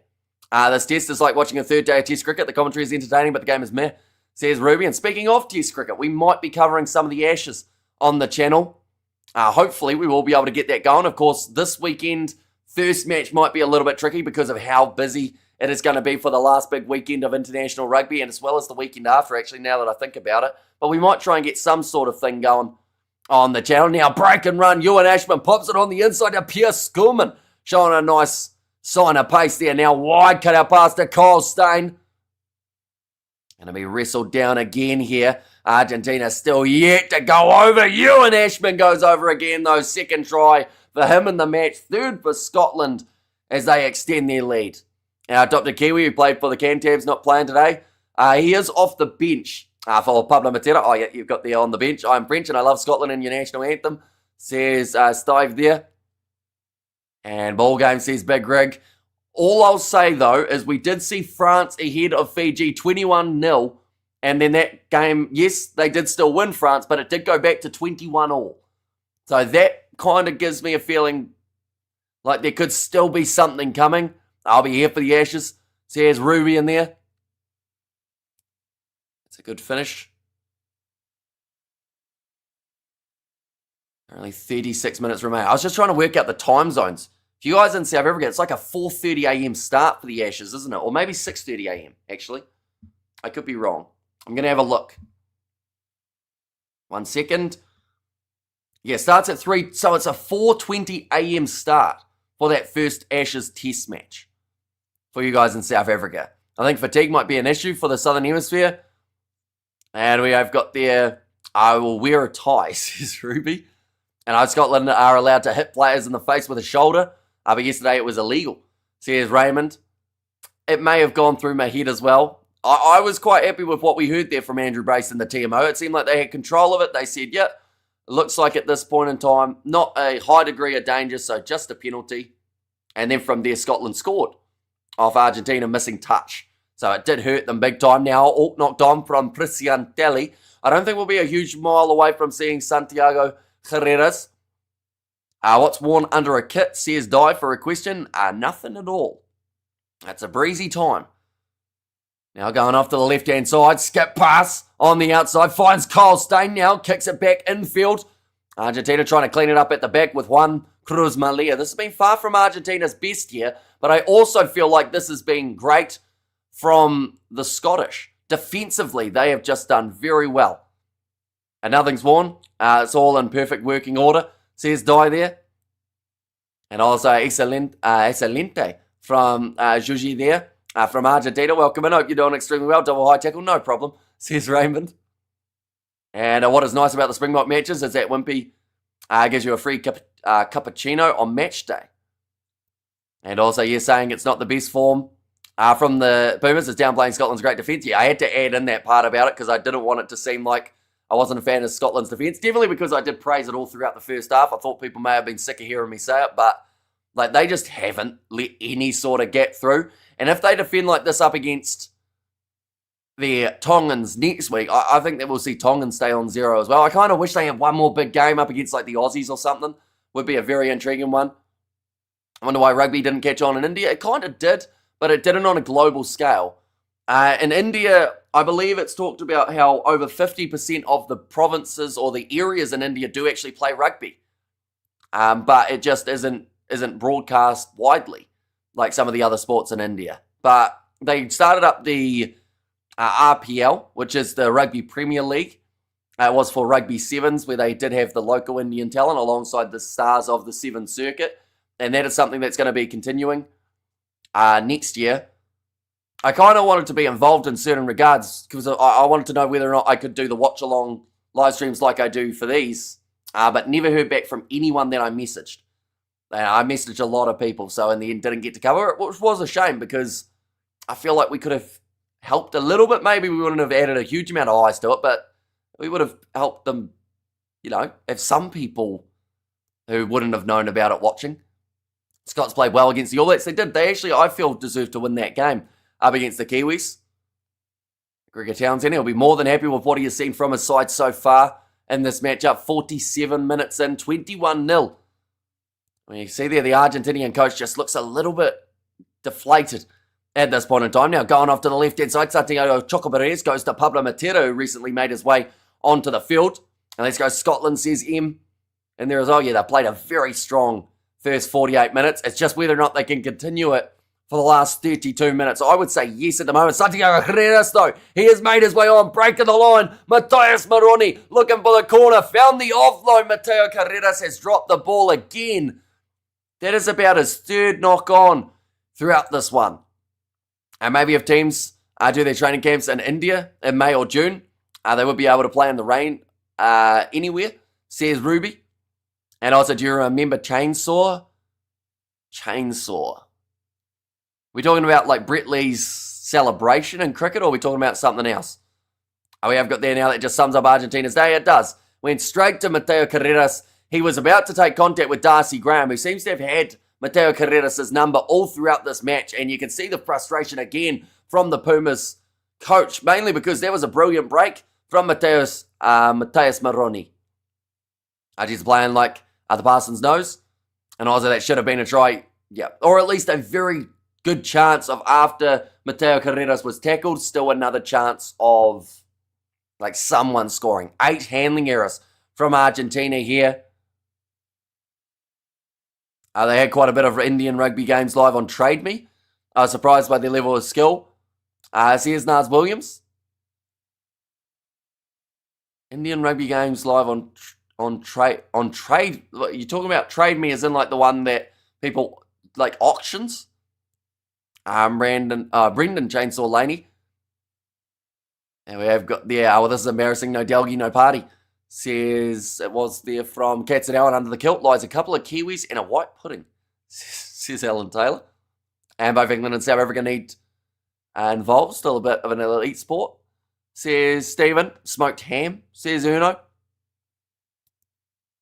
On YouTube, says Nars Williams. I was confused and I was thinking, tell you what, Trade Me might be a new rugby market we need to get into, but no. I've got a couple rugby books on Trade Me at the moment, but no one's looked at them. They're just sitting on 0 views and 0 watch listed. What's the score right now, says M? At the moment, it is 21-0 after 49 minutes. So a very nice lead in this matchup for the Scottish. Bom dia, Hamish, says Danielle. Welcome in. You are doing extremely well, and I hope you are excited for the last 30 minutes of this contest. Scotland are starting to find their rhythm. Sione Tuipulotu. The crazy thing is, they're 21-0 up, and he's had a quiet day. Or at least he has when it comes to the attack. Anyway, it's kicked downfield. No mark called by Santiago Carreras.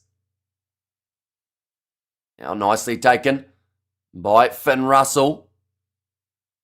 Kick this one back down the middle of the park. Awkward bouncing one. Someone look at the poor man's rugby book, says Yanko. And Jez says, no worries at all. Little chip attempted in behind, but Scotland it is. A knock on, though. Cleaned up by Juan Cruz Malia. And again, you can just see the frustration for Argentina once more. I'm eating a piece of chocolate cake. Now fantastic, says Sean. And also just waiting for my coffee, says Sean there too. I should have been there right now. I'm gutted, says M. Is it sold out? Out of curiosity, I assume that would be a relatively large crowd for this match, definitely because for Scotland, this is their, what some would call their last big match of the November Internationals. That's absolutely nothing against Tonga, but I do feel like having the Pumas in Scotland is that slightly bigger draw card.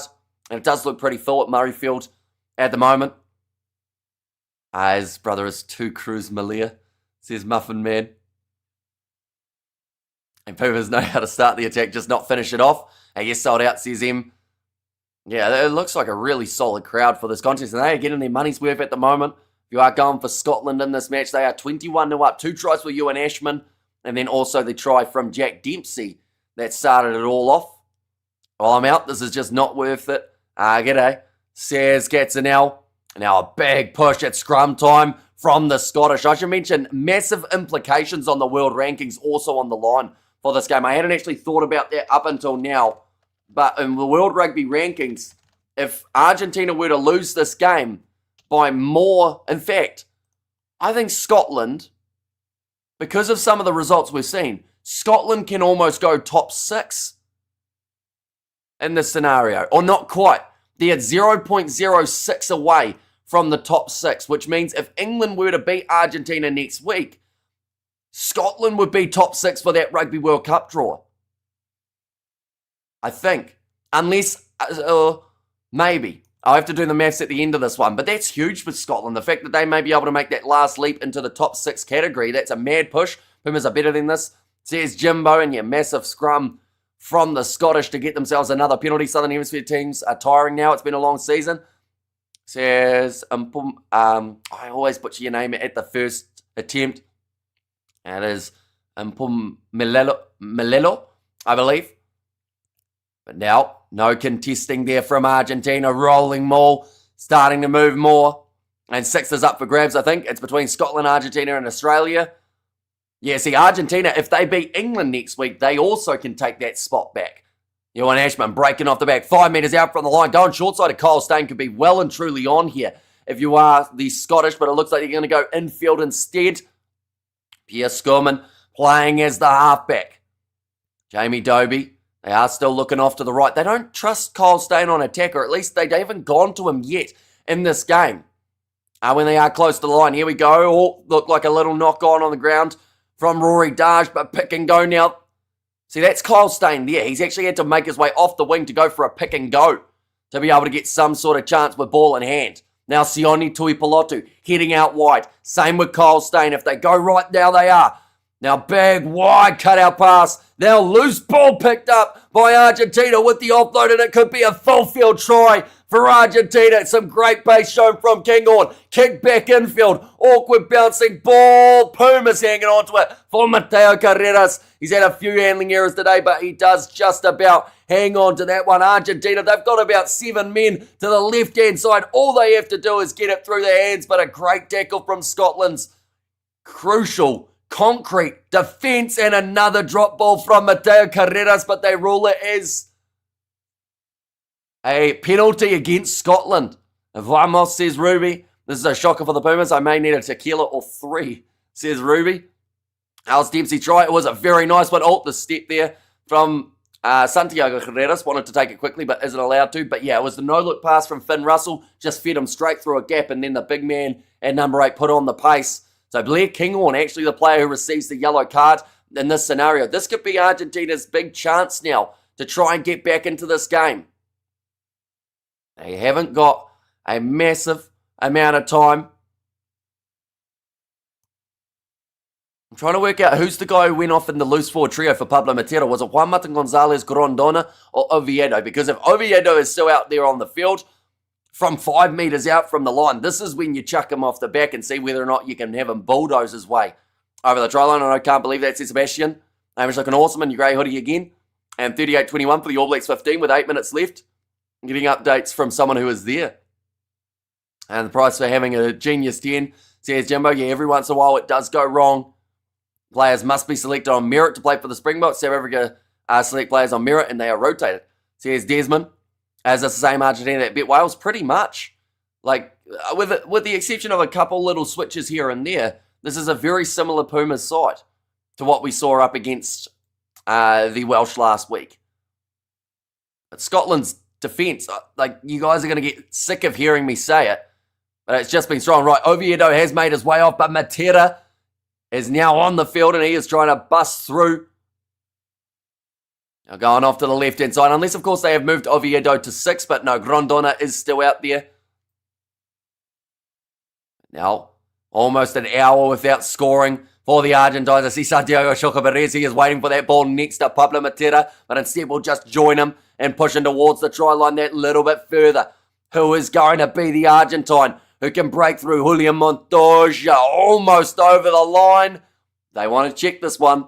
Scotland have to win it by 16 plus this game, says Scott's boy. They certainly do. So Argentina starting to try and get that late comeback does not benefit Scotland. Handling errors are costing the Pumas, says Leeshaw. Yeah, they've dropped the ball a lot throughout this game, far more than they would have liked. Right, they are just going to go upstairs to see whether or not this is a try for the Argentines. It would be their first of the contest. And I should mention Scotland currently defending with the 14 men out there on the field. If Scotland have held that up, they deserve to win to 0, especially a man down, says Yanko. And there's, oh yeah, initially it didn't look like Julian Montoya was actually going to be able to break through and get over that try line. But there might have been, see that hand's down there, the knee's down. He's allowed one movement. Oh, that's close to the line. That for me is just about over. Maybe for Montoya. I know try not visible grounding, says Scott. And to be fair, Pumas are being hit hard, says Jimmo. Yeah, it's just, it's classic Scottish defence in this matchup throughout the 80. Like, they are just not going to let up. So it is going to be the Pumas, the attacking flair that gets them over. Powerbike, give your opinion to yourself. I voice my opinion, says Desmond there. What happened there? I didn't miss it. Oh, your running interference is getting silly. What did Desmond say? Players must be selected on merit. Oh, yeah, about the Springboks. We have got there, what was the on-field call? I didn't actually hear what Brace went with. Oh, sorry. I think the on-field may have been try by the sounds of what they've just said there. Looks like a try, says Stephen. But my prediction is that Scotland will probably win the World Cup in 2071. This happened to the Box when they were building for the 2019 Rugby World Cup. All the handling errors. No, that's a good sign for the Pumas. Says Ruby, Southern Hemisphere teams are tired. Says JC. Right, they're checking still for that grounding.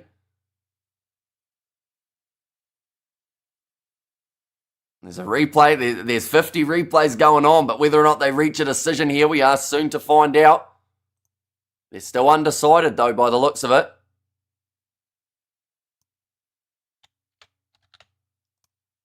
The ball's clearly grounded. It is going to be the try to Argentina. So they get themselves their first of the game. The crowd are booing, but it's nicely done by Los Pumas. Have finally struck in this contest that was up against a 14-man Scotland, but they still have that 14 men against them for another 8 minutes. Try awarded, says Sidon. Yes, the Pumas, says Sakabula, and woohoo, Pumas try, says Novmum. I think whatever the call was will stand, says Yanko. Now Santiago Herreras. This is an important kick. Took an hour, but no donut, says Big Rig. And Herreras does get it over the left hand. So that is going to make the score 21-7 now between these two teams. And Ice Pumas closer and closer to a draw. And where will Scotland be in the rankings if they win this game, says Mornay. So if they win this game by the margin that they are currently winning it by, it means that they will be 7th in the overall rankings. But if they were to win this game by 16 or more, they would still be 7th, but only a very thin margin away from being able to sneak up and take that top 6 spot. So there's actually a lot on the line for the world rankings next week. Boo outrageous. That was never a try, wrong decision, says Scott. Well, they said on-field was try.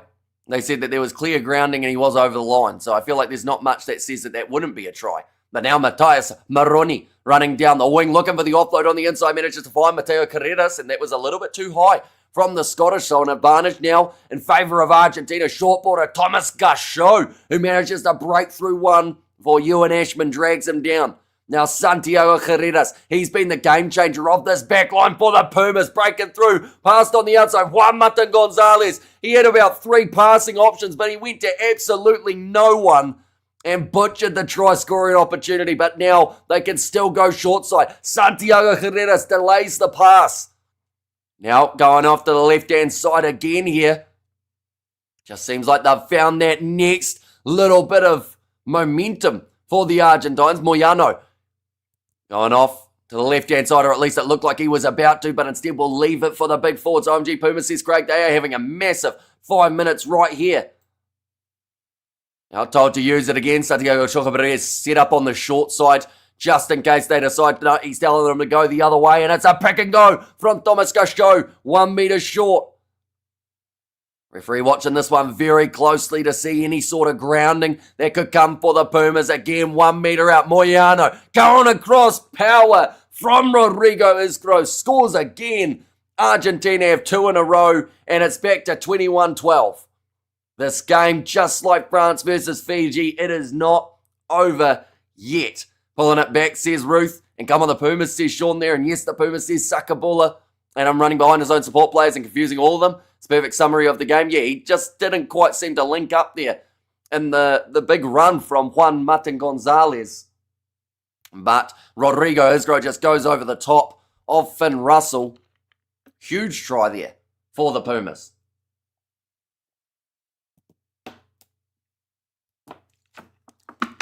We can hear the Argentine supporters singing in the stands as well. 2 tries in 3 minutes for the Argentines. This is a tough kick for Santiago Carreras. Time left, still another 20 minutes remaining in this match. On off to the right-hand side, Scottish defence, says Power Bite. Very easy to criticise the defence when they're down to 14 men, and Argentina are starting to catch the ball, isn't it? But I would still say that Scotland, it is going to be their defence that wins them this game. If they do end up winning, it would have been because of what they were able to do throughout that first 55 minutes in this contest, because there's been many times that the Pumas, with what they've been able to throw at the Scottish, they would have scored many times before now. And Scotland have got too comfortable, says John there. However, Scotland are going to lose this, says Craig. Yeah, the momentum is all in favour of the Argentines at the moment, but the miskick from Carreras, that could be crucial. In the closing moments now, Flower of Scotland is playing, but again, the ball is grabbed by the Argentines. They are 40 metres out, trying to get the steal and the breakdown, and it's going to be the knock-on. And Vamos los Pumas, says 1 there. And still 20 minutes left, says Sean, and go the Pumas. And my fat cat is plotting something evil. He is looking at me. Says Nov Mum, that Australia having a nightmare of a tour in Europe. Not the same team who beating the Springboks. Well, the thing is, if Australia lose their next game, like, they are 0 from 4 for their November internationals, which is massive. This is what people criticise Gregor Townsend for. Seems they're never ruthless. I mean, mentally fragile. Says Power Bite. The crowd certainly are getting behind them at the moment, singing Flower of Scotland a cappella in the stands. I'm not sure what the capacity of the stadium is, but it sounds like a good 30,000 or so singing for the Scots here. Going off to the left-hand side, Argentina on attack, missing their pass. This is back to what we did see prior to those 2 quick-fire tries from Argentina. Can they regather their composure, though? Darcy Graham in the breakdown wins the turnover for Scotland, and that is a crucial one for the home side. And the guy who got a yellow card must be kicking himself, says Elisa and Eve, or Liza, sorry, I should say. And if he's not kicking himself, there'll be many Scottish people who want to. We have got there go the Pumas, says Martin. Scotland is getting tired now. Pumas taking it back, but now they are lining up the 3 points by the looks of it. Or are they kicking for the corner here? Finn Russell, it seems like the decision hasn't quite been made as of yet. And Pumas are playing bad. Says Sergio, right, they are lining up the points here, Scotland. We'll use up a bit more time, give them that slightly bigger margin of a lead. It will be a total of 12 points. I think it's 60,000, says Stephen. And Scotland aren't giving up today. If they get the next try, then that should make it harder for Argentina. And going for the post in great atmosphere. And Revan the acapella, says Danielle. 67,000 apparently. And oh no, let's get more tries. Scotland, says M. Now, lining up this kick. Means Pumas will need 2 converted tries. Says Big Rig. Yeah, Carreras currently sitting 1 from 2. Argentina off the kicking tee, sitting 1 from 4 today. So it hasn't been their best day at the office, but Finn Russell here is 3 from 3. Trying to make it 4 here with this strike. The crowd like it. It's gone over from Russell, making the score 24-12 with just the 17 minutes remaining now. As Fundamover not playing, he is off the bench, but they haven't brought him on as of yet. I would say that they'll probably wait for this yellow card to expire. Throughout the time, we have seen the 2 tries scored by the Argentines. The one-man advantage seems to have energized the Pumas. Well, I think it was just the realization that was when they had to go. Because if they sat back during that 10 minutes and didn't throw absolutely everything at Scotland, they threw away their golden opportunity to get back into this contest. I believe Finn Russell is on £1 million a year at Bath. And maybe Scotland should bring on Duan. Says Yanko, yeah, it's that big question of who would they bring him on for. I think that they'll probably look at putting him on for Kyle Steyn. At a guess, I will mention Tom Jordan. He has made his way onto the field now. I believe he is in the midfield. Either for Tui Pilotu or for Rory Hutchison. There is a crowd cheer for now. Kinghorn making his way back out onto the field. And Duan Fundamover also making his way onto the park now. Kind of funny how we are in both worlds in the URC and Rugby Championship. Hey, Hamish, says cool story. I can see your 2 points difference working out. Hamish, 2 more RG tries with mixed conversions. Says Ruby, yeah, my original score prediction was 32-30. I didn't say who it was going to be to, but it could get somewhere near there. Definitely if we see maybe 1 more try for Scotland or a couple 3-pointers taken, in which case they would actually be the side that end up with the 30. Going back across to the right-hand side. Finn Russell going to Sione Tuipulotu now. Kyle Steyn, so he has stayed out there. So they have taken off Hutchinson. And I want to say that they have also... Who else have they taken off in the Scottish backline? I'm looking around. Steyn is still out there. I think that Darcy Graham is still there too. Sione Tuipulotu is still out there as well. So maybe they did actually... No, Kinghorn's still there. I can't work out who they've got on the field because I swear I saw Tom Jordan before, but maybe he hasn't made his way on yet. Scott's looking strong, or 2 converted tries for the Pumas. Says Ruby there. This one's now going to be kicked up high. And nice take from Darcy Graham. Him and Mateo Carreras have had a great head-to-head all throughout the day, but it looks like it has actually popped onto the side of the Pumas on the ground there. Are you in either way, says Ruby. And we have got there the Pumas, says Daniel. And their turn, come on, Scotland, says him now. Wide cut out pass from Argentina. Mateo Carreras, almost up to that halfway line. Moyano going on the inside. Santiago Carreras, he has changed the game. Once again, as soon as he made his way on, Argentina's attack just looks so much more dangerous. 2 more tries, Pumas, says Martin there. Please just explain why after Polo made the drop kick, he had to take it again. With a penalty, so that was because of the obstruction from the South African player. Wilco Lowe blocked one of the opposition from getting in there, but there was also the offside initially from the Italians, so that is why it was ruled as a retake of the kick. But now that is going to be the penalty going the way of Argentina. That is for offside against Scotland, specifically Darcy Graham. Pumas want to run now. I think this is the best Scottish side for a long time, says JB. Yeah, they've been well-rounded throughout this matchup. Looks like Matthias Maruni has to make his way from the field. He is frustrated, but he's had a solid game from 13. That brings Picardo out onto the field. Well, watch start 7, brother, says Craig in there as well. Now, I should mention, if Scotland score themselves another try, they are back to getting that 0.5 extra on the world rankings. Yeah, aside from Darcy Graham, they're just disrupting play of the Argentines. Any cards in this game so far? We have seen 1 for... Oh, wow, Gregor Townsend pounding the wall. At this age, he is not happy. But we did see the one recently for Blair Kinghorn. And then also saw the yellow earlier on for Juan Cruz Malia. So actually both 15s have been sent off. Total penalties against Scotland, 9 in this game. So that has been the one real problem that they've had throughout this match, is just a little bit of that discipline. Argentina giving away, I believe that was 5 or 6 throughout this match too. Now ready to throw this ball in. Will be 22 metres out from the Scottish line. Julio Montoya, I would expect him to play a good 70 plus minutes in this contest. Hey, your Scots looking fabulous today, says Ruth. Now ready to throw it in, nicely taken by Julio Montoya. Now Juan Martin Gonzalez claiming the line out, and they are now moving forward here for Los Pumas. Juan Martin Gonzalez showing off that quick stepping. Now Moyano goes across to Santiago Chucabarez, pops it in behind Carreras now. Check and run forward from Mateo Carreras once more. Now Moyano can't quite get it around. Carreras plays half, pops it on the outside, again finds Juan Martin Gonzalez. It seems to be the same players at the moment for Argentina, hitting the ball up time and time again. Now another step. And Juan Martin Gonzalez, in fact this time it is Grondona. Now Moyano almost missing that passing option. Gasho hits it up, Matera, quick hands now to the first touch. Well, the Argentine 23 now. Rodrigo Isgro bumping off 2.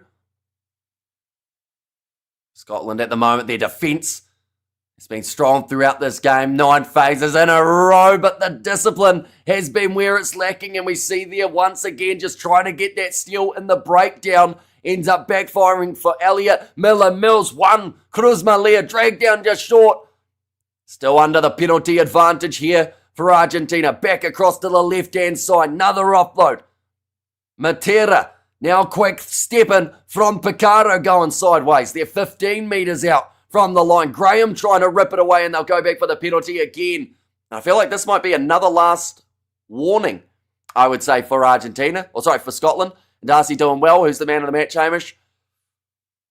See, I would say if Scotland win this game, Darcy Graham would be up there for what he's been able to do. I think that Dempsey's had a solid game from number 8. Russell was handy enough in that number 10 jersey. I've seen a lot of Scott Cummings, to be fair, and Grant Gilchrist, actually both locks for Scotland doing the job. So it's a tricky one, but I'd say Graham's done quite well. But then Ewan Ashman scored 2 tries, so it depends on how they score it type thing. And go the Pumas, bring on the comeback. See, here's Craig now rolling. Maul attempted in the middle with a field for Los Pumas, changing up the tactics now. Juan Martin Gonzalez decides to go for a pick and go to the right-hand side. Pierre Scorman, he is still out there. 10 minutes now remaining in this contest. And again, Scotland looking to defend. They can't stop Pedro Rubiolo, who scores it between the posts. And the Argentines again looking to fire back. They will get the full 7. 10 minutes still left on the clock. It is anyone's game for the taking now for this game at Murrayfield. And it is 30th international cap for Pedro Rubiolo. He scores try number 2 for himself. And good stuff, says Craig. And yay, says Ruby there. And ouch, says John. And Finn Russell, man of the match, says Casper there. And if we do see the Argentines win this game, I think that man of the match has to go definitely towards the direction of Santiago Carreras for his impact off the bench, similar to what we saw for Damian McKenzie. Boo, no more tries for the Pumas, boo, says Scott. I think that's one of the first times, Scott, that you have just booed the opposition rather than saying it wasn't a try. Like that one you've gone, yep, no, it was a try, but don't do it again. We have got there, the Pumas are going to win, says Jose there. And also 45-21, AB's full-time score. I'm pretty annoyed this game wasn't being shown. Yeah, it just seems weird that they wouldn't be showing it here in New Zealand, because they've had multiple Sky channels running before with international games of rugby. But yeah, imagine we had chosen to do that one and then found out late that we weren't going to be able to cover it. Now, Juan Martin Gonzalez wrestled towards the sideline. Duan van der Merwe, he turned that into a rolling maul almost just by himself. What a game. We're on day 5 of the Ashes now, metaphorically. So here's Ruby. Yeah, it could go easily either way. At this point in time, just the 5 points separating them. We're into that stage. If we're going by cricket terminology, probably 20 runs to win with 1 wicket in hand is how it sits at the moment here. It could go to either side, and we're in the final session. Last 9 minutes of the contest. Anyone who hates cricket will hate that analogy very much, I'm sure. But currently Scotland in possession around the halfway line with Matt Fagerson. Come on, Scotland, says Bruce. But it just shows once again, you can be down by 21 points and you're not out of a game. We saw it from Fiji. We saw it now from Scotland. Correcto Mundo, says Ruby there. And the Pumas are closing in on victory, says Jose. This one nicely taken, but it is a challenge in the air. Looks like it should be the advantage to the Argentines. Duan van der Merwe has hurt his shoulder, and he did not get a lot of the ball whatsoever there. It is on the side of Scotland. Probably should have been penalised from just that last play, so we'll see whether or not they can make the most of it. They've knocked the ball on, and Argentina now get themselves the scrum feed. 8 minutes remaining, 30 runs from 30 balls with 5 wickets in hand. Proteas won't make it, Hamish says Xander. I think Santiago Carreras is just asking the question, Duan's got none of the ball there. He went up for it, don't get me wrong, it was a decent challenge, but he did drag down Santiago Carreras in the process. And just as Kinghorn was hitting the ground, the ball knocked out of his hands. Yellow for Duan, says Jimbo. Now it is the scrum feed for Argentina. And Scotland is tied. Go the Pumas, says Martin there. Yeah, looks like Duan van der Merwe, even though he's only just made his way out onto the field, he looks like he's in a lot of pain at the moment. He's hurt his shoulder on the way down. And draw might be on the cards. RMG Duan, says Craig. And come on, proud Edwards boys. Send them homeward. But yeah, the draw, non-converted try for Argentina is certainly a possibility. They have missed 3 kicks today. Over the top should be a pen Scotland, says Scott Bowie. Wait, over the top as in like you're saying his reaction was over the top, or you're saying his jump was over the top? Because if his jump's over the top, then that just means he's better at jumping. You can be 21 points down against a Greg Townsend team and still lose, or still win, says Powerbite. You're not a fan of Gregor Brown, are you, Powerbite? I have noticed. We have got there, but we pulled a miracle, beat India in the first test match, says Xander. And 10 minutes is a long time in Joburg. Night by yourself, says Cool Story. Isn't it penalty to Argentina? It should have been, but instead it is scrum feed to Argentina across the field. So they still ended up with possession anyway, just not in the same way that people did expect. But going off to the left-hand side now, Santiago Carreras finds the offload to Mateo Carreras, flying down the wing here. The elusive number 11 for Argentina almost managed to break through, but Finn Russell in the end just rips him down to the ground. Scotland, they need their defence to be on point yet again, but they also need their discipline to be able to live up to expectations. Going across Santiago Carreras.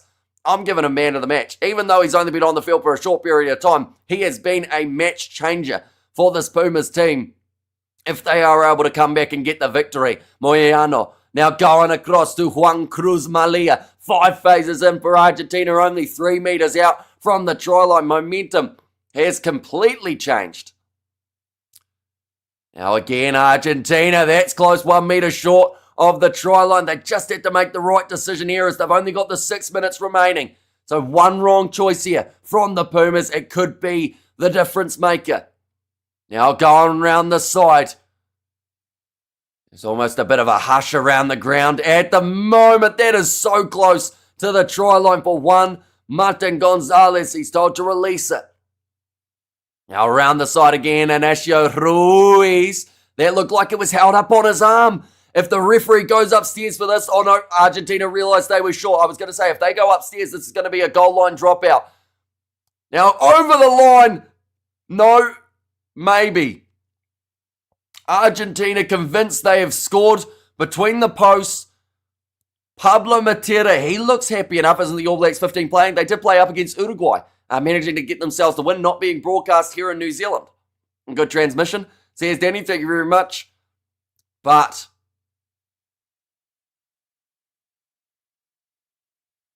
okay, so they've said there, Pablo Matera has lost it, but it's whether or not he regathers it before there is a grounding. How many red cards today? Asking for a friend. Just the 2 yellow cards in this contest so far. Hamish's face going through 7 emotions in 10 seconds, and my heart come on the RG, says Ravina. So 5 minutes remaining on the clock. They are checking this one now. Matera, his initial reaction seemed like he had the try. Who has the ball? It is the Argentines who were on attack. They're going to check it now. The initial on-field decision is no try. It's Kyle Steyn, the Scottish number 11, South African. I believe he has got some South African connection. Kyle Steyn. Right, they're showing another angle for Pablo Matera. That ball's held up. At that point in time, that is no grounding. That's dropped for Pablo. I think that he has lost it unless the tip of the ball just slightly brushes the ground. But I think for Pablo, he's almost grounded it on his own fingers.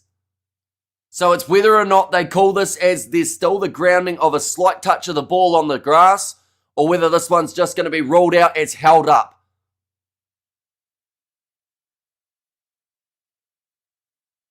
Oh, wow. It's clear grounding they've called. So he has said that Pablo Matera's hand was not under the ball, obstructing it from touching the ground. This is going to be awarded as a try, ladies and gentlemen, for the Argentines, and they bring it back to 24-24 with a kick straight out in front of the post to come, but 5 minutes was left on the clock. Argentina, I don't even know what they would have been on the betting odds, but they would have been probably about $25 underdogs at the time when they were 21-0 down, and now they've come right back into the contest and they're trying to win the thing. What a comeback, says Novmum. And there as well. Yeah, currently Scotland are considered as the underdogs now for the final 5 minutes of the game. How about how big are his fingers is the question, says Ruby. And also Pumas make the South proud. This kick now, Santiago Herreras. Going to be trying to get this kick over. Ouch, says Ruth. And Wells says sighted there. And bad news, a draw would have been nice. Oh, the Argentines using up as much time as they can on this shot clock. It's probably not a bad tactic either. And that one has gone over. 26-24 it was given. It was, yep, straight out in front of the post. Oh, the try though.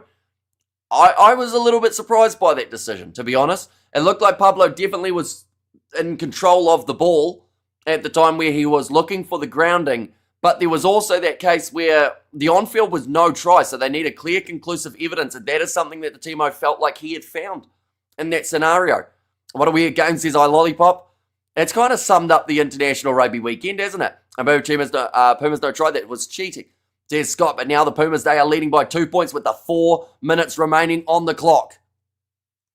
Question is, can Scotland get themselves a penalty attempt late in this game? Finn Russell, he has kicked everything over so far today, but the momentum has fully shifted. Seems like since Scotland used their bench that it has gone well and truly downhill.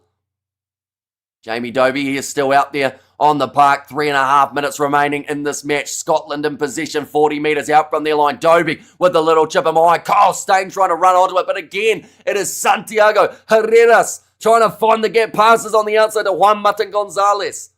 Those two men stepping up royally in the last little while. Elliot Miller-Mills tries to get the steal on the breakdown. Can't quite do it. The Pumas, says Danny there. This is a great comeback from the Pumas, says Desmond. Going off to the left-hand side. Chance again for the replacement. Mushano. Goes off to the left. 3 minutes now left on the clock at Argentina. They will be happy enough to just keep this ball in their possession inside of the Scottish half. Grab it in mind from Santiago Herreras. And the ball goes into touch. Very nicely played.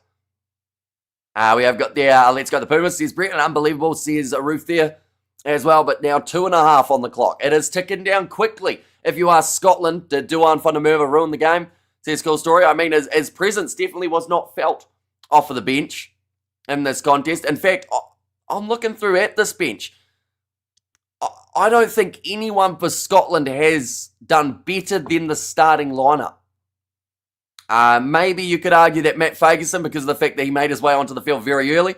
If they keep the score, I will forever call you Amish Two Fingers. I don't know if that's a nickname I should have, as many might take it the wrong way. But now, ball stolen for the Pumas again inside of the Scottish 22. Bump off on Finn Russell. Now Scotland trying to turn it into a rolling maul. They're told to release again. 2 years ago, Springbok won by 1 point. This year, the Springboks win by 14. What's next? And up the Pumas.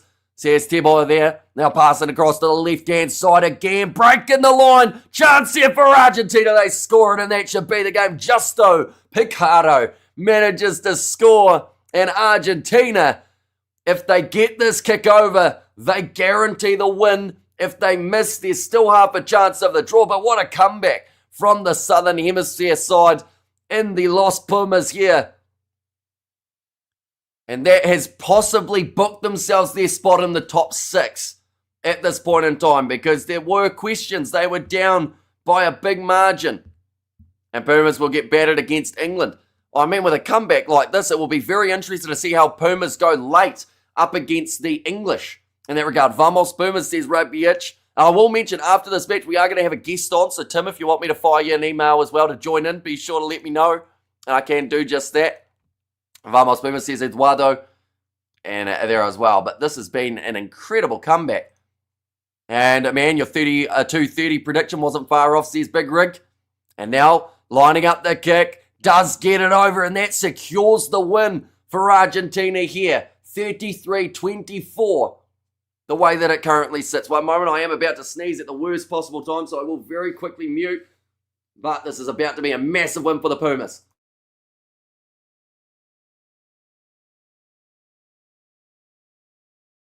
There we go. And Hamish, great weekend of rugby and commentating. Yeah, see, we were talking about which game was the best. And Wales versus Japan definitely still has to be up there. Oh, drop ball from the Scottish, and that will be the end of the contest. Argentina managing to win it, which is just absolutely huge. They were down by 21 points in this contest and managing to find a way to come back into it to get themselves a massive win. Glorious comeback, says Gustav. And what a comeback, Pumas, says Big Rig there. And also, Pumas, your beauty, says Sean. And also, I don't think anyone saw that coming, says John. And what an epic game. Yeah, great way to close out this rugby weekend. Of course, next week we get to see Scotland go head-to-head up against the Tongans. And then also alongside that, we do see Argentina versus England. That will be a great game now. With the fact that we're seeing that, isn't it better to be ranked 7th for the draw than 6th? Not necessarily. Top 6 do get the best seedings position. 7th means that you are going to be in the group. Well, I guess it doesn't matter a huge amount, does it? It all depends on what side of the draw you kind of end up on. But overall, like, everyone's still going through to that round of 16, or at least you'd like to think that they would be. But it just depends on who you get in that quarter-final position. Weird rugby weekend. Says Ruby there. I said 30-25, not bad at all. Yeah, very close for yourself there, Seb. Thanks for the excellent commentary, Hamish. I'm off to pour myself and drown my sorrows, says Di. And we have got there as well. Do we know what the world ranking looks like now, says Yanko? I will let you know in the very near future. We will quickly get that calculation going. So Argentina in this game, winning at 33 points to, it was 24. We'll program that in. And it means that at the moment, Argentina are 6th. And they have got some really nice breathing room between them and anyone else. In fact, Argentina cannot drop far enough individually to take them outside of the top 6. If Australia get themselves the win over France, that makes it difficult because that way... No, not quite. I was just trying to work out whether or not Argentina could actually stay in the top 6 and maybe France could drop outside. But no, they've got enough points on the board that is not possible. But yeah, quite a reshuffle in regards of the world rankings just from this round. We've seen England go up to 3. Ireland have dropped to 4th. Fiji are up to 8th. Scotland, due to this loss, dropped to 9th. So they are now below the Fijians in the world rankings. But what we will quickly do, ladies and gents, is we'll get the full time and we'll put it down the bottom. And then we will bring the guests on that we have got for this one. But Scotland, 24. They had a great start to this game. Controlled it from the get-go. And then from Argentina, that was the big difference maker, the yellow card. That is when the Pumas felt like they had enough left in the tank to be able to control the game. And honestly, Santiago Carreras, he has to be the man of the match in this scenario. He was able to completely change it. Although Juan Mata Gonzalez, probably worth a shout there too. No, they've given it to Santiago Carreras. There was no other option in that scenario. His impact off the bench was outstanding and completely changed this match. But what we will do is we are going to bring on one of the two guests, ladies and gents. The other one, I believe, will still be in the process of joining, but it is Tim from yesterday. Some of you guys will recognize him as he did help us out for the Ireland versus Australia match, but we'll add him in. Tim, bit of a comeback there from the Pumas, wasn't it? Yeah, no, it was a great performance. Great performance by them. I mean, they blew them out of the park within that second half, really. I mean, it was just a different game. It was just one try. It was all they needed, and then they just kickstarted them to kind of just pursue even more. Because in that first half, whenever they're even when they went down towards Scotland's end, they just gave up the ball just like that through the lineouts. So they didn't really have an opportunity with possession. But as soon as they had possession within Scotland's 22, they just took their chances. So yeah, no, Argentina, man, fair play. Just an awesome comeback from them, and yeah, fully deserves. Well, they had those 5 visits to Scotland's 22 where they weren't actually able to break through, score any points. There were probably 2 or 3 times that have they been able to hang on to the ball, maybe they could have scored earlier, but it just seemed to be that yellow card for Blair Kinghorn. That was the momentum shift. And as 100%. we know from watching the Rugby Championship with this Argentine side, you only have to give them a little half sniff and they will go on and they will just try and really control a game later on. And they had plenty left in the gas tank. Out of these 2 sides, the better bench was definitely Argentina. Santiago Herrera, he just came on, changed the game completely. We didn't see a huge amount of Telly throughout that first half, I don't feel. But tell you what, that's a very entertaining way to close out this weekend of international rugby. And it also just builds more hype for England versus Argentina next week. Because early on in this game, it just seemed like the Argentines were out. But what did you make of Scotland's defence in the early stages? I thought that it was some of the best defence that we've seen in that first half. Brilliant. Honestly, it was great defending by Scotland within the opening half. There was no, they were great within the breakdown. Darcy Graham helped out in that aspect as well. There's just a lot of key players who just got in at the right, their timing was spot on. So, they really did well in that first half. But, as most of the chat is saying, that second half is what completely just shifted the game right there as soon as the first try went over. And, just kickstarted their, their comeback. So, man, it's just so awesome, man. It's just an awesome game of rugby. So as a neutral, that's exactly what you want to see, really. I know if you're a Scotland fan, you must be pretty pretty angry. Because I would think so, pretty disappointed about that result. But at the same time, man, Pumas, just what a game from you guys. Just like you said, looking really. I mean, I was already looking forward to it, but this just makes it even more spicy now for next week against England. So. I don't think England can. I mean, yes, they'll go into that game as favourites, but honestly, Argentina is not a team you can sleep on. I think they're really a strong team, and they can surprise a lot of people. Like they've beaten the All Blacks this year. Like they've previously beaten the Springboks. They beat the Wallabies this year. Like they definitely have a capability of beating like big teams. So it's just more about can they get the job done by Twickenham, because I mean the last time I remember them winning there was like 2022, I believe. But besides that, it's we'll see what happens. We'll see what happens. You've also got that factor of the 2 games in July, both being won by England without their strongest players. So I feel like that one stung for Argentina. That was a match that they felt like they should have been able to get themselves at least one win in, or at least that series. But it's very intriguing because we were talking about it throughout that first half.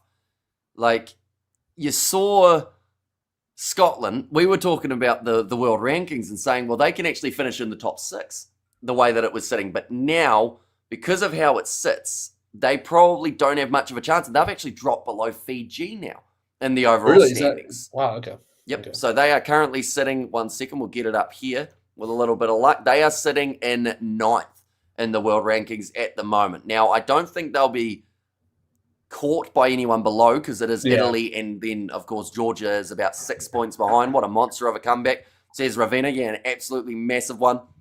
In that regard, we have got there, Scotland can't get points next week, and Fiji isn't playing. I just checked in, and if Australia beats France by 16 and Argentina loses by 16, Argentina go to 5th because France drops below them, confirmed, says Argent Swiss. So, that would be huge for the Argentines. And also with the amount of, the other calculation that I was wondering about is next week. I'm just going to do it on the calculator. But also for this match, I want your opinion on that last Pablo Matera try. Was it a clear grounding?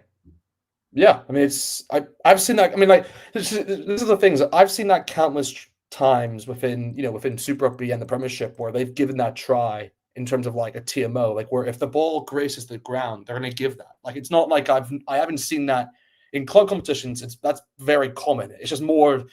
Have you seen that a lot with an international? I can't think of one recently that comes to mind, but that's definitely a try in my book.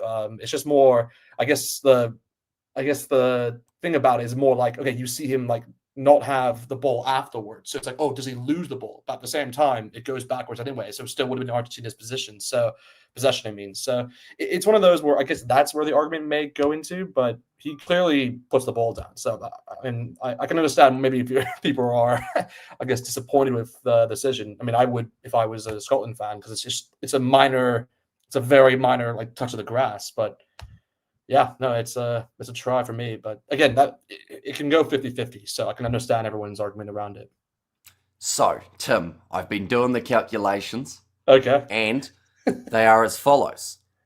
If Argentina win or lose, it actually doesn't matter next week. The thing that can change is if Australia beat France by 16 plus, France dropped to 7th in the world rankings. Australia would go into that number 6 jersey, or actually up to the 6th ranking, or maybe 5 if Argentina lose. So we could actually see a world, of course, to beat the French by 16 is quite tricky for an Aussie side that have had a couple ups and downs. And in fact, they haven't beaten anyone in November, but that is the scenario. And we can all dream. We can all dream here. Yep. Or else Australia will be second in terms of the seeding, but they actually still get into Pool A anyway because of the fact that they are the host nation of the World Cup. We have got, hi Tim, says Casper, welcome in. Yeah, and I can't stay away for too long. I've got to leave within like a few minutes. No, that's all right. That's all right. I forgive you. I get it. I get it. You're a busy man. You know. We have got there. What are the betting odds for South Africa versus Ireland on the amount of players getting carded, especially if Eben is playing? Honestly, the chance of a red card in that game, I think, is more likely than anything else. I was going to say at the moment. Yeah, we're going to get a red card. If someone should make a bet, that's what you should make a bet on. That's. Gamble responsibly, ladies and gents, of course, but number 5, go into the bin again. Permanent red card. And go, Pumas says Diego there. And Hamish, other than Ireland, do you know which other 2 nations our 14, possibly 13 box will be playing next? Says Paul. So they have still got a game up against the Welsh the week after. That will be their last game. We get to see Wales in action again next week up against the All Blacks after their big win by 1 point over the Japanese. But it was a substantial one for the Welsh in general. But yeah, it's been a busy day in terms of the world of rugby, or a busy 48 hours in general, but massive way to finish it off for the Argentines, and we look forward to seeing what they do next week. But nonetheless, I do thank you all very much for tuning in. Be sure, of course, if you haven't already, hit that subscribe button, leave a like on this live stream as well. We've got plenty more coming up in the near future for the international rugby world, as well as the URC and Sevens just around the corner. But we will see you all for the next one.